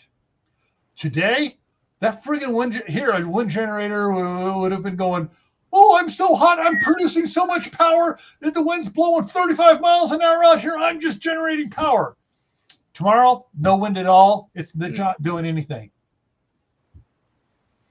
So each thing has its pluses and its minuses. And diversifying towards all of it. So you have that option. Yeah, like Tennessee Bushcrafter said, diversify. If you have a stream flowing by where you can put in a hydro generator that's producing maybe that's recharging a battery bank. Some battery banks. Yes, that basically if it's producing say 10 amps at 12 volts to charge batteries, that's 12 amps going year round. All right, unless it's winter here, or depending whether the stream freezes or not. And even if it's only doing 5 amps, so 5 amps charging some batteries for a refrigerator that's only running for an hour every 4 hours. And again, that might buy you time. That buys you a lot of time.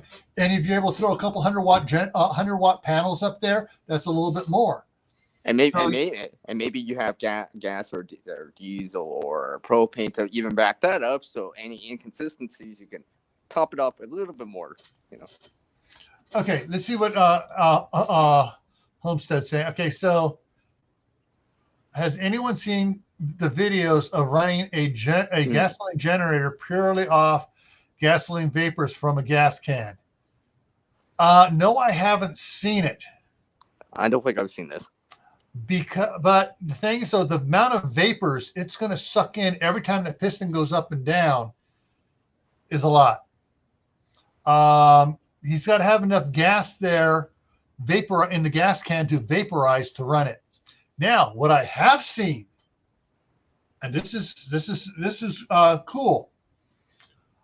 There's a company out there that has made a generator, converted the generator engine stuff to run off of I'm just lost it here.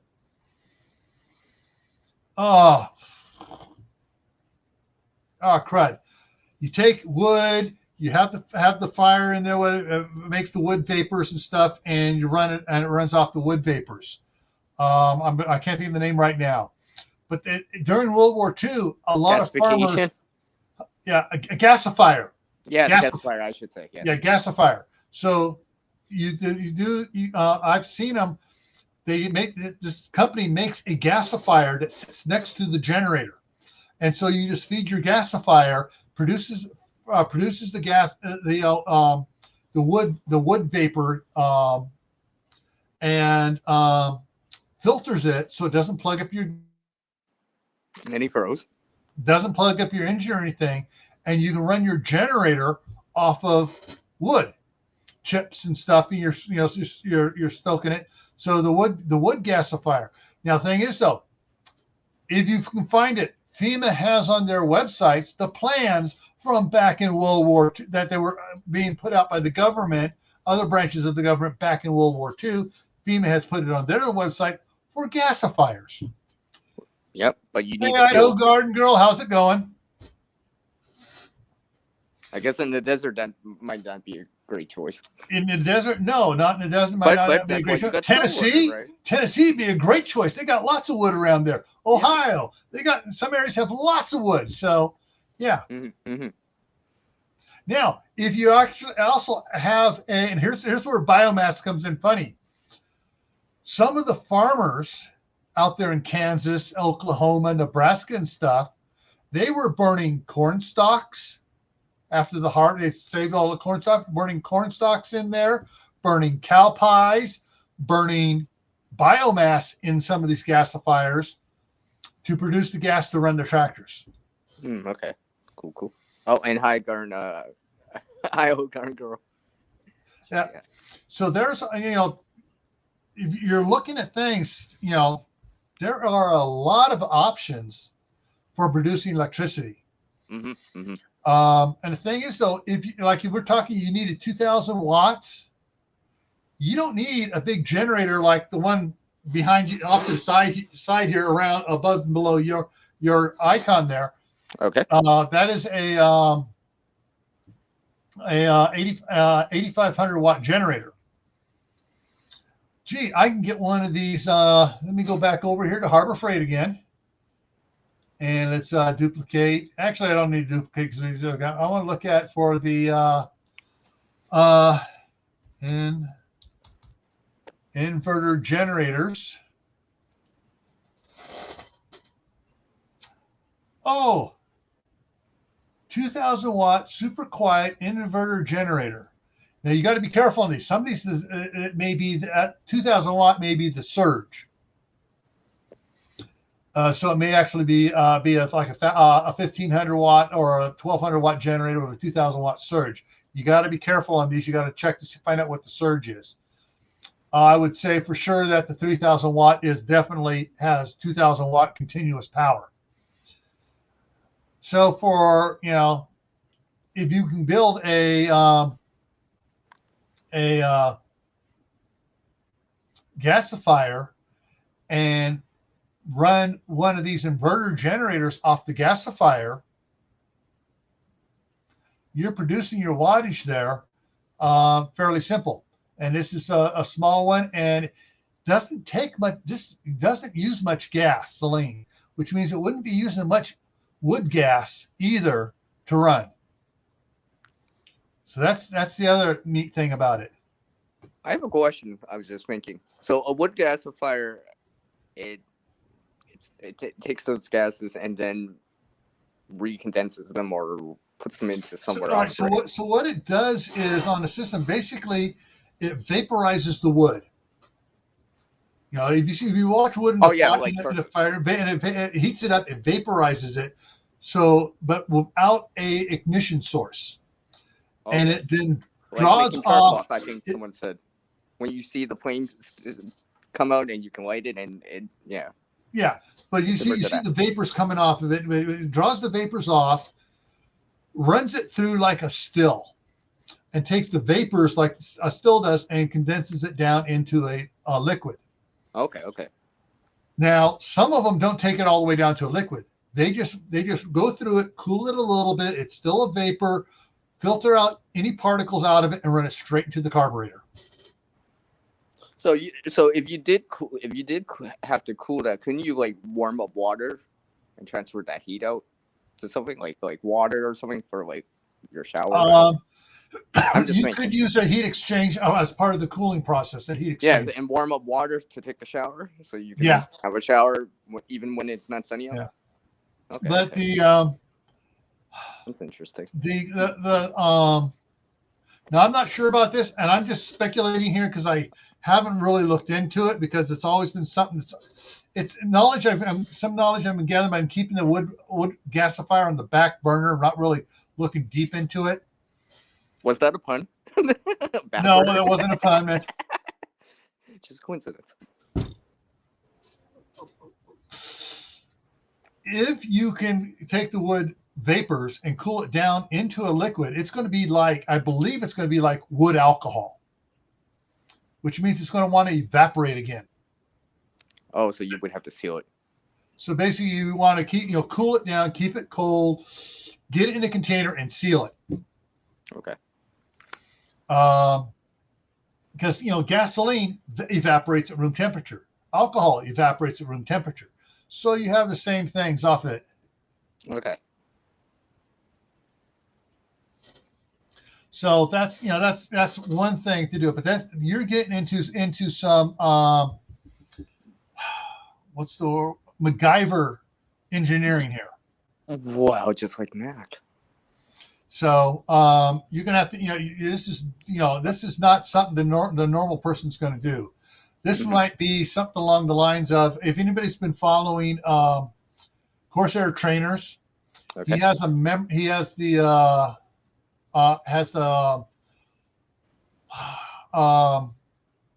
scenario he's doing right now of 6 years after the apocalypse, trying to rebuild a town, and everybody's contributing. He's got some scenarios running and stuff. This would be something where the town comes together and the blacksmith does this and this guy does that, and you wind up building something, a gasifier to produce the power and produce the fuel to power a generator to give a little bit of electrical power to the town. Mm-hmm. Okay. So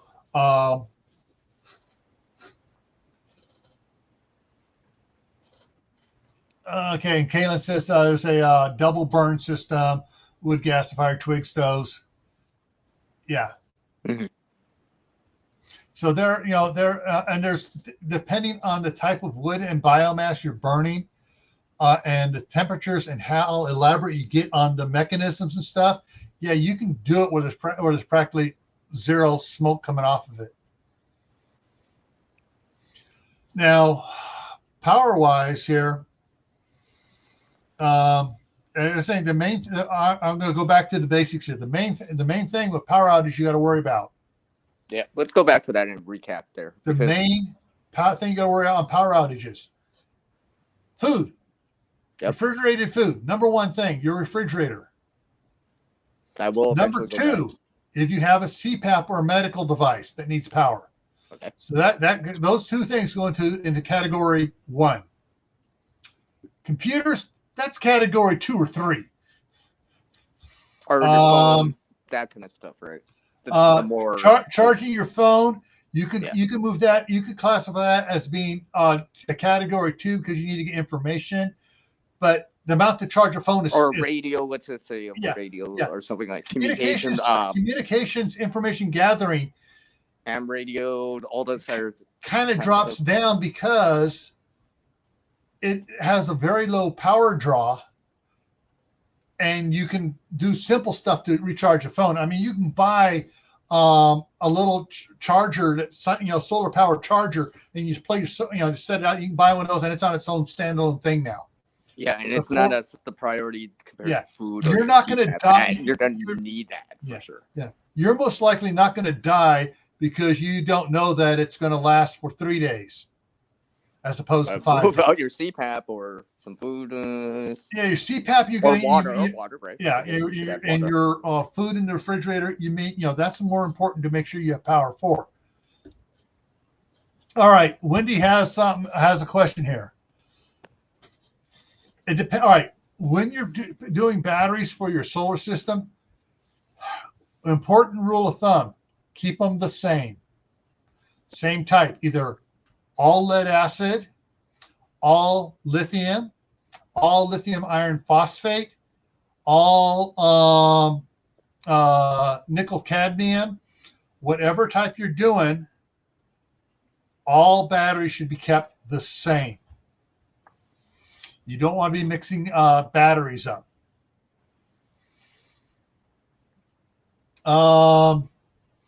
So whatever type batteries, Wendy, you currently have, that's the type you need to get. Now, if you got pure lithium batteries, then there's a bunch of different ones out there you can check on and check on getting.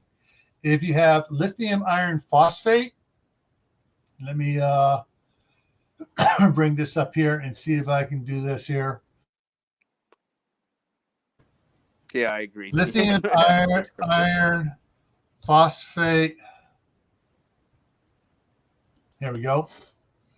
All right, so here we have, wrong button. There we go. Lithium iron phosphate. Renogy makes a lot. Mighty Max, I haven't heard too much about them. It's down some of the other ones here. I've heard of the NP. I've seen NPP around for things. Come on. Some of the other ones said here. Battleborn is one that's around and has a You open it here, new one here, and okay.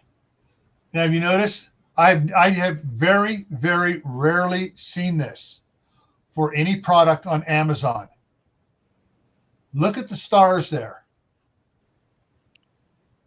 Almost completely 5-star, Like 4.8 out of 8. 5. Yeah, that's pretty high. That is very high. And this is these batteries are on my wish list. So if you have lithium iron phosphate batteries and you want to add to it, this is probably your best bet. All right, this is a 100 amp hour battery, has the built-in battery management system, is rated from 3,000 to 5,000 deep cycle recharge cycles. That means you can take it dead, totally dead, 3,000 times. And after 3,000 times, the battery's at, instead of being at 100% capacity, is at 80% capacity. That's amazing. All right, that's why that's on my list. Let's see here. Do they have the other ones on here? Let me just do it this way then. Come on. We're going to look just for those type batteries, since those batteries are good. Let's see what it brings up for other possibilities. Single ones, depending on who you're buying it from, prices. Okay,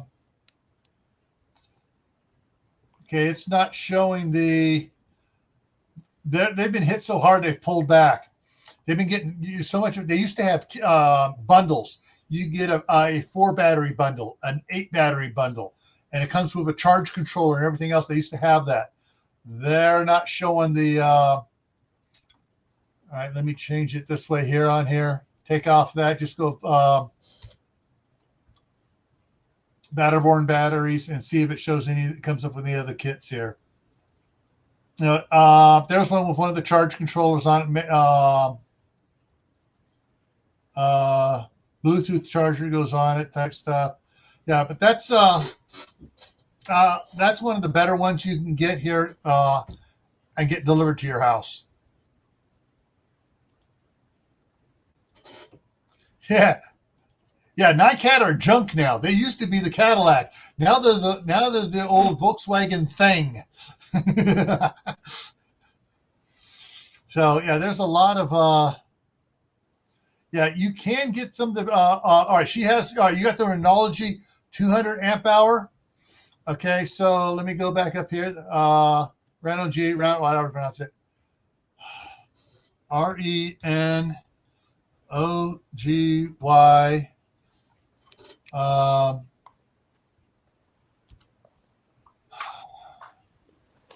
Oh, you got the gel. Oh, so that's rechargeable gel. So let's do this. CHAR charge. There we go. That looks like it. So this is the rechargeable deep cycle hybrid gel battery.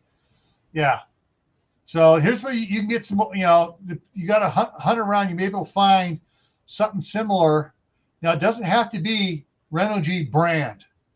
So long as it is the deep cycle, if yours is the hybrid gel one, you can check a place like Batteries Plus and other battery places to see if they make one that is the same type,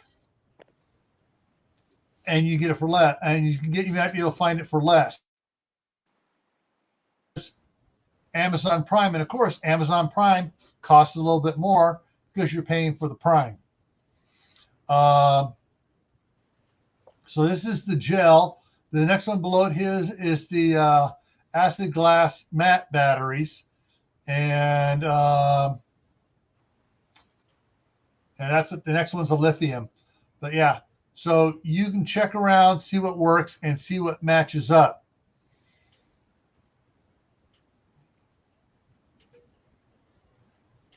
Yeah.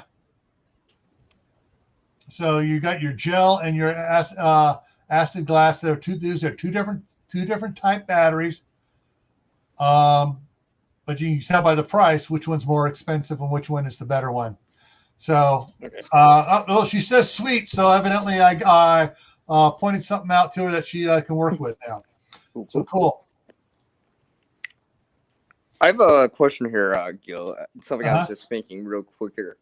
Now, I know you probably would do this more in the winter, but I was just thinking, when people lose power in the winter, they tend to stay in one room. Would that, or one area more often? Would you consider that in the summertime, or would it be like, I'm just thinking in terms Okay. of lighting, cooking, Right. and all this If other during a stuff. power outage situation and you're in high temperatures, and say you have a solar system that's able to handle a single window air conditioner unit,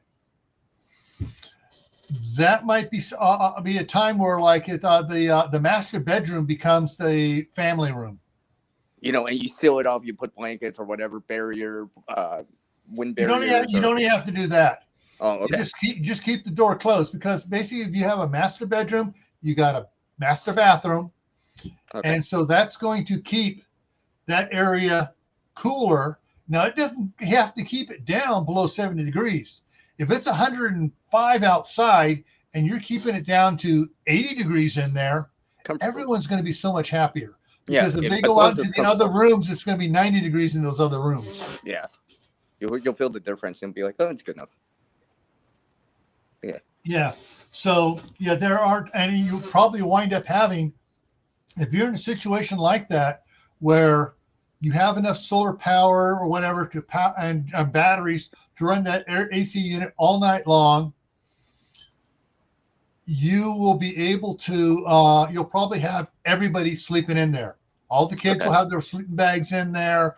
Yeah, it's gonna be like the old one-room cabin that Abraham Lincoln grew up in. Well, because I was thinking of people that live in like a single bedroom or have a tiny house, something like that. I was just thinking like that. Not everyone has a house or a big place. Yeah. Or now, got some comments in the side chat here. So the acid glass matte batteries, we had some of them on our CERT trailer, Community Emergency Response Team trailers. To keep them charged up and everything, we used one of the guys there had the city buy specific, and he had to fight the city for it. Finally, he told him, hey, you're going to waste money otherwise. They bought special chargers for it that kept the battery desulfified, so you didn't have sulfate building up on the mat and everything else. Basically, it was the maintenance required on it to keep it in its prime condition without it doing crap to it. Normal trickle chargers would cause sulfates to build up on it, and it's a problem. And so you can talk to a lot of your RV places and stuff. They know about the stuff, and the batteries that have that the chargers that have the desulfier pulsar in it works on it. Yes. And and that's why batteries, when you take a battery, you don't want to take a battery all the way to dead.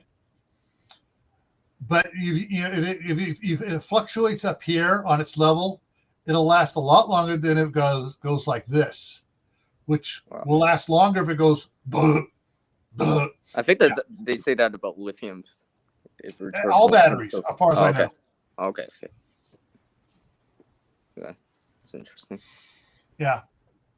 Now, there's a new battery coming out. I can't remember what it's called. That's supposed to be better than the lithium iron phosphate battery. But it's more expensive too. Well, yeah. It has for the weight. I know Ben Gilmore, Minuteman Prep, was talking about this other type battery on one of his videos in the last couple months, and it's lighter weight than the lithium iron phosphate. It has deeper cycles on it, and it has more cycles, but it costs a bunch more. So, you're getting what you pay for. Okay. Just try and keep up on it. All right. Wow. Okay. We've been up here for a while. So, so people wrap it up. Yeah. I think we'll go for power. Night. If you want to take care of your power needs, first thing you need to know is how much you're drawing, which means you need to get something like the kilowatt here, so you can find out how much power you need for your minimal usage for the certain things you want. Refrigerators, freezers, medical devices. CPAP, yeah. Check in your budget. This is where my wife comes in. She's the accountant. Budget. What can you afford to do? What is the likelihood that your area is going to be hit in the power outages?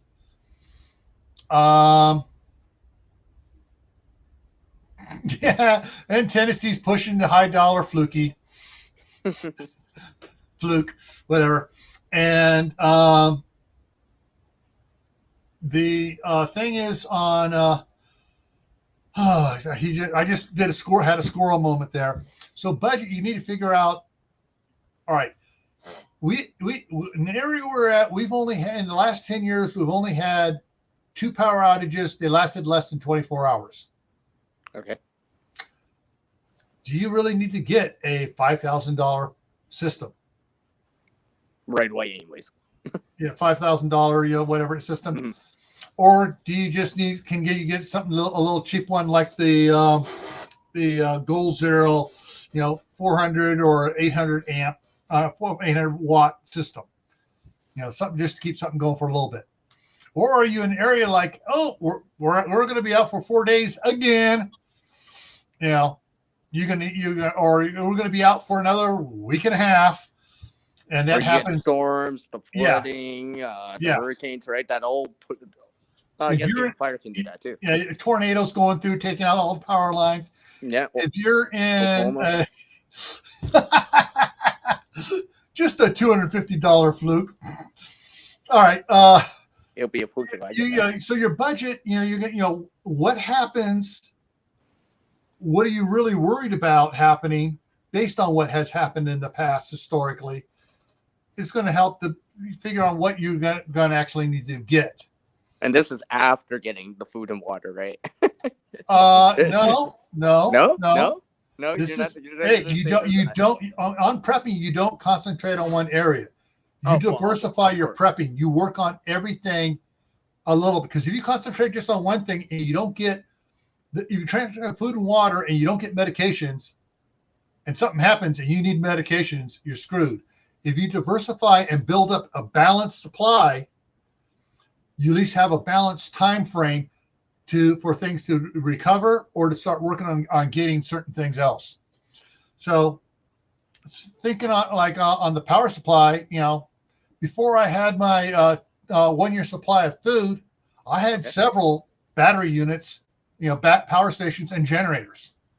Simply because we knew we had food in the freezer, we don't want to lose that food.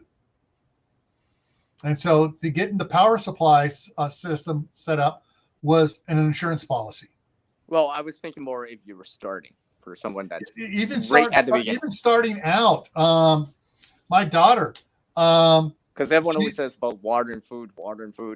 Yeah, you start out. You get if you're starting out, you get 30 days of water and food. And if someone in the household is on a CPAP, you get a power station. Okay. Then you start on your second 30 days of food and water. And extend that buffer zone. You start extending a buffer zone all the way around. You don't go too high on this side. You don't go too high on that side. You kind of work it. Just like building a wall, right? So it's nice and level. Yeah. So you don't have this tall tower over here and really short things over here. That's happening in California. The price of electricity in California compared to Idaho is almost triple the cost. Okay. So, what power station do I recommend? There are several things that come into that factor. What power station would I recommend? Going back over here to Ben's charts here on it. You have the ones that produce the micro caps, which produce under 200 watts. The feather cap produces 200 plus, or around 200. The light cap 400, 800, 1,000, 3,000 or more watts of power. What do you want to do? How long do you want to last for? What are your needs? All right, I'm going to jump here to the middleweight here. Some of the Jackeries are looking pretty good. The Delta Flow, the EcoFlow Delta Max. All right, that's the first column here. Price on it is $2,000. Does it have bad things? We're looking for red things. These are the bad things. Oh, it does not have a 30 amp RV outlet. Okay, no big deal. Everything else is a lot of green, a lot of dark green. That's good. So looking here, the EcoFlow Max is the best one of the middle cap ones here. Draw capacity is 35. Battery draw capacity is 3,500. Has an 8,000 6,400 watt hour battery. Has a lot of good stuff there. Does not have a split 240 phase capacity. But if you're not worrying about running anything 240, you don't have to worry about it. Life cycles on it is only 800 life cycles, so that's a drawback. Whereas the one next to it here, the Blue Eddy AC 200 Max, which is another real good one here, it has 3,500 life cycles. Okay, now if I want to get something for the long term, that's portable, that I can move around, I'm going to go, I want to go get a 0.0 Titan. All right. Right now, the bad part of it's back ordered. It doesn't do 240 phase. I don't care about 240 split phase. Wireless app. Oh, I don't. If it doesn't have a wireless app, I'm more for it. If it has a wireless app, I like it less. Expandable battery capacity to a certain point. And Ben has this. He goes over it and talks about it. There's a certain amount of things you can do with it. The Delta Flow Pro is catching up to the Titan. Titan's been out now for a couple of years, and now the Delta Flow, the EcoFlow Delta Pro Max here is coming up here, and this one here, the lifetime cycles on it is 3,500, and so it's coming up here. The problem is the weight. It weighs 100 pounds. Whereas the Titan weighs 66 pounds. But if you're not planning on toting it around, you're just planning on putting it in the garage. And if you have to bug out and you got to throw it in the car, you got two people throw it in the car, you can do it. But so this one here, the EcoFlow Delta Pro. Let me do something here real quick. I'm going to show you something here on it. Make you think about this. Okay, so I'm going to take this back. Okay, that's stuck on this one here. Oh, that's okay. So if I go back to Ben's channel here, where is it? Here's the one here. All right. He has these two tests here, right here. The EcoFlow Delta Pro setup. Let me open this one here up in a new link and show you. Here's what he did. Ben's getting excited about this. We got the stupid ad. 3, 2, 1, 0. Skip. All right, this is his setup in his garage. He's got 2 of the Delta Pros in the middle there, and then the ones on either side of it are the extra batteries. He has the unit sitting up on top here to make it 240, so he can tie it and run his whole house on it. All right, and he talks about it, and he has the links to it and everything else there for the cart it's on and for the getting the kits and stuff. So he sets it all up on that. So that's the one with the green on it. Now the red one here, which is his whole house, where he ran his whole house on it. He found out that he could not run both washing machines and a dryer on it. He could run the dryer on it. He could run both washing machines, but he couldn't do both at the same time. Gee, go figure. That's a lot of power to be drawing on it. So but that's also 2 of those. So he had the Ultra Cap here, the Delta Flow Pro, and he had it here. And is he actually doing 2 of them? I think he may be running 2 of them because that's $7,000. Yeah, that's the 2 of them without panels is $7,000. But you're going to be doing a lot of that's 2 because that's 2 for 2 of them. So that's the base setup for it. But if you're just wanting to run one of them, you're looking at $3,700. No, wrong one. $3,600 for the a single Delta Pro. If you're really worried about something and you're not worrying about moving it, you want something sitting there, the Delta Pro is pretty good.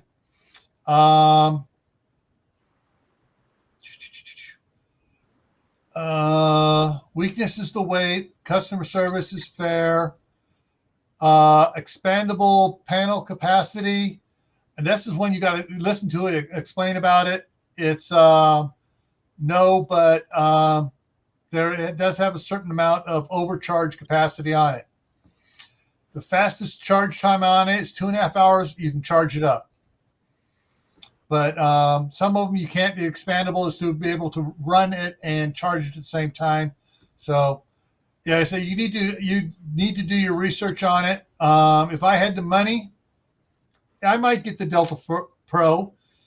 Problem is, I will not get the 220 because you got to have a smartphone to access the 220 portion of hooking them up, which to me is BS. You shouldn't have to do that. But before I spend $3,600 on that, I'll build my own. And for $3,000, I can build one that'll put that to shame, by building my own, because I'm not paying for everything else on it. Mm-hmm.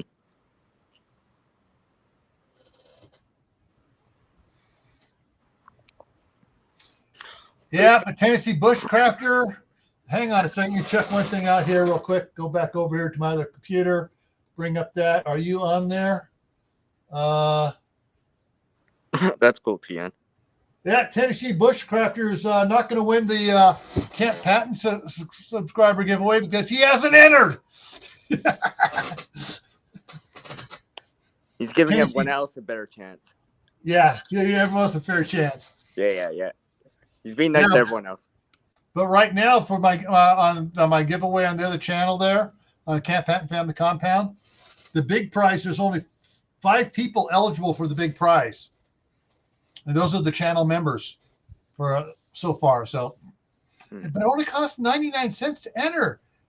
And the giveaway is Frozen. The giveaway is 2 $10 gift cards and a $50 gift card. Gil, I just want to bring up something because I've been hearing about this too. There's been more people canning and dehydrating so they avoid the fridge scenario a little bit more. That's the other thing too. Yeah, we didn't even get to that portion if of you it don't yet. need the power, then you won't actually need to consume as much. You can get a cheaper one or whatever, right? Lower capacity or something like that. Because I've been hearing about this, people like dehydrating, canning more because that doesn't require electricity. After the fact. Yeah, and I'm going to do a shout out to for Tammy at Rebel Canners here. Okay. So let me get it set up here first. There we go, and bring it over there. Okay. Tammy has on her Rebel Canners YouTube, but she also has Rebel Canners on Facebook. All right, the Rebel Canners on Facebook has 112,000 members. All right, on Facebook, and people are always talking about what they're canning, doing stuff, talking about it. Over here, some of the recent stuff going on, people stocking up and stuff because they have chest freezers full of meat.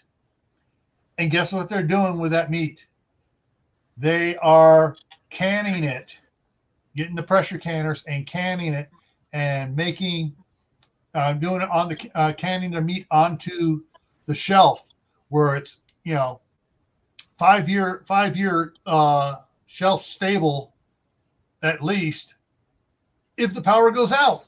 And diversifying their food storage because it doesn't, not all of it relies on being cold. Some of it's just naturally dry or pressure. Here's one on here.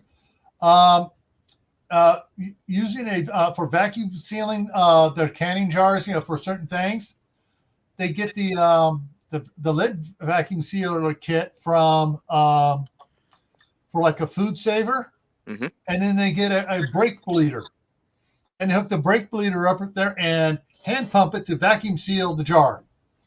Oh, okay. No power needed. So, see, I was remembering what Paul Mill with Anthony did. He made that solar dehydrator, right? This could be part of your part of it if you have enough of that. Yeah. Sun and all that stuff. Yeah, and you get comments. People get different comments. Someone had a comment about her question was any reason why I can't can the extra creamy butter. And comments, 234 comments or 238 comments in the last 6 days. So there's a lot of information coming out. People talking, all the replies, people making comments, explaining the good, the bad, the ugly, and ways around it. So if you want to learn about canning, go over there and click on the join button, and it'll take someone a while to allow you to join. You'll have questions to ask about, you have to answer before they allow you to join. But she's got 6 moderators, 3 backup moderators, and some others over there. And I know some of the, she's one of the moderators. Darren Semesta from Down Under Forge, and I can't remember his YouTube channel now. He's a moderator over there, and there's several other good moderators over there, and they run a tight ship. If someone starts getting nasty with people, they boot them. This is a safe place to ask questions, and there's no such thing as a stupid question to ask over there. So if you want to learn about how to can your meats, your stews, whatever, that's a good place to go. And of course, Tennessee's been using the brake bleeder for several years. That is, Brett at Broussard Homestead has been using the brake bleeder too. There's a lot of them use it. So But yeah, if you're worried about power outages and you want to, and you have a chest freezer full of, and I froze. And you have a Frozen food. chest freezer full of meat and vegetables and stuff, and you are worried about it, and you happen to have a pressure canner, but you've never done it, get off the fence. Check out Rebel Canners. Go to the join the Facebook page, get information, get out there and can. Because once you have that stuff canned up and done, you're good. Now, here's a bonus for the canners out there. Ooh, if you go to Sam's Club, more than Costco, Sam's Club has it. Right now, they got all these vegetable flat boxes, cardboard boxes that are only about that tall on the sides. You know what those are great for? Putting on your shelf and putting your canning jars in there so they don't bounce off the shelf. But you can reach in, you lift them, you can tilt them and lift them out over the side, but it keeps them safe from falling down. And I've been picking up a lot of those boxes to do that with, and that way your jars are still exposed, where you can see what's in them and you know what's going on. Wait for it. There's no such thing as a stupid question until you start talking to a politician.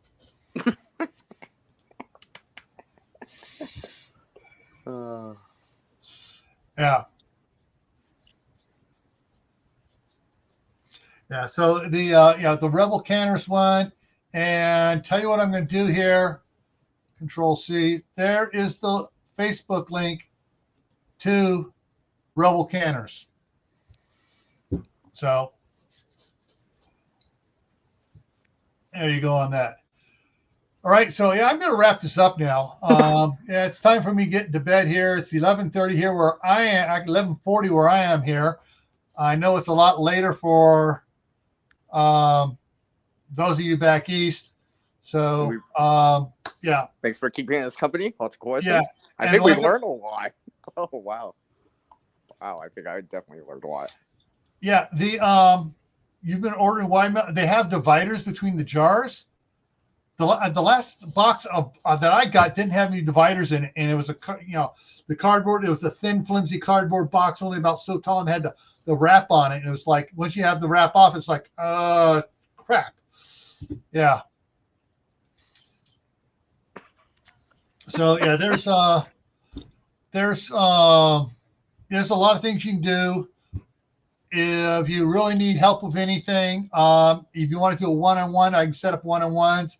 If you want to do a one-on-one and have me bring somebody, or one-on-three, we can bring a couple other people in, and we have a private little group chat. We can do that too. And I know over at Rebel Canners, Tammy has several levels to her channel membership. And the channels have different. She actually has on one of the levels there includes once a month one-on-one lessons. So, and then she has some group wants to do group lessons as well. So she has a great channel membership on her channel over there of stuff to do. Alrighty, so let me go ahead and drop this down and bring the other one up over here. And thanks for Jill for having me on this. Sure. I appreciate Thanks it. for coming up here and asking questions. Yeah. All right. So my next live is Thursday night.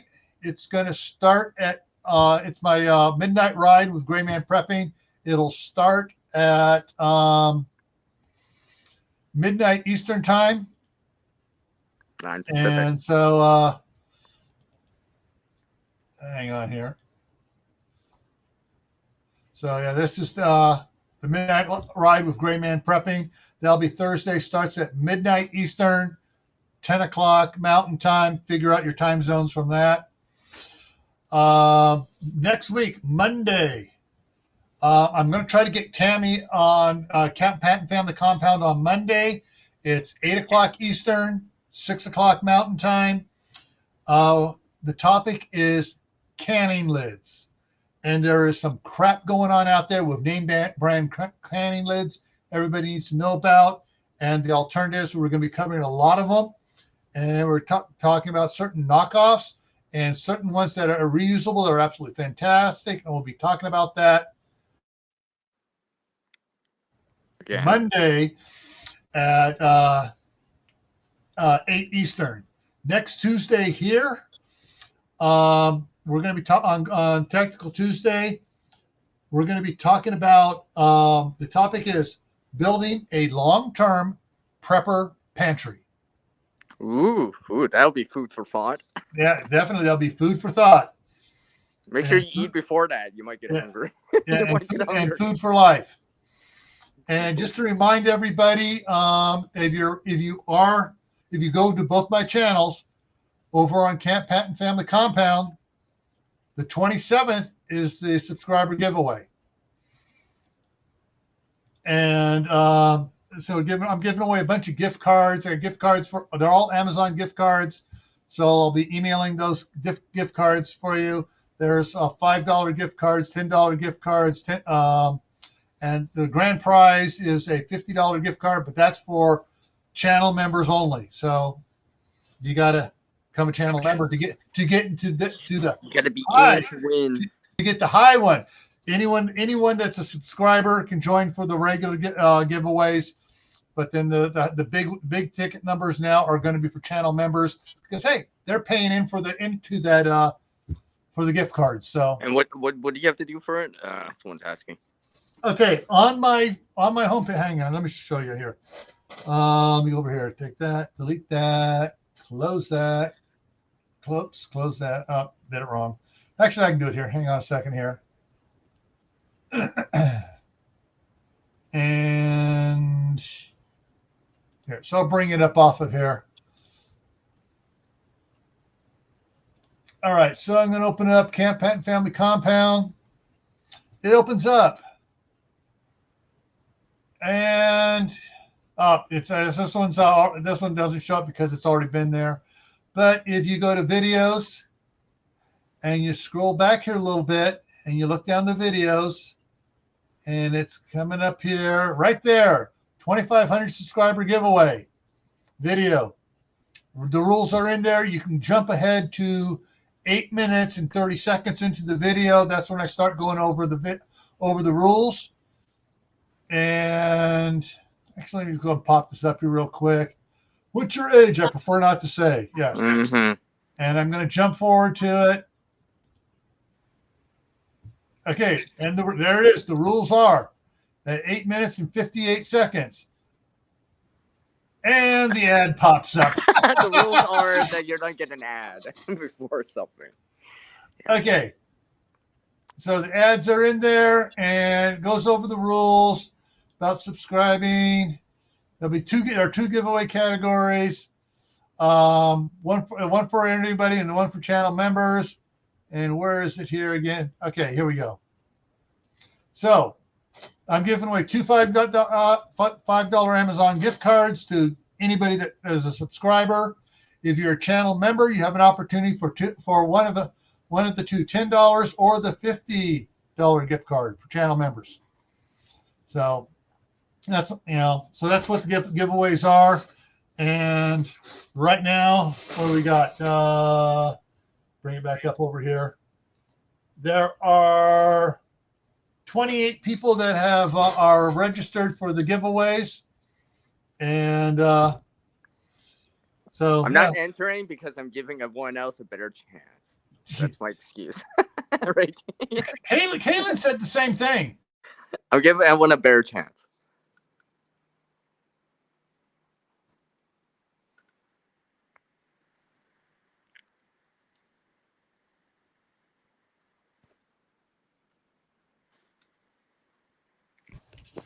Can you hear me still?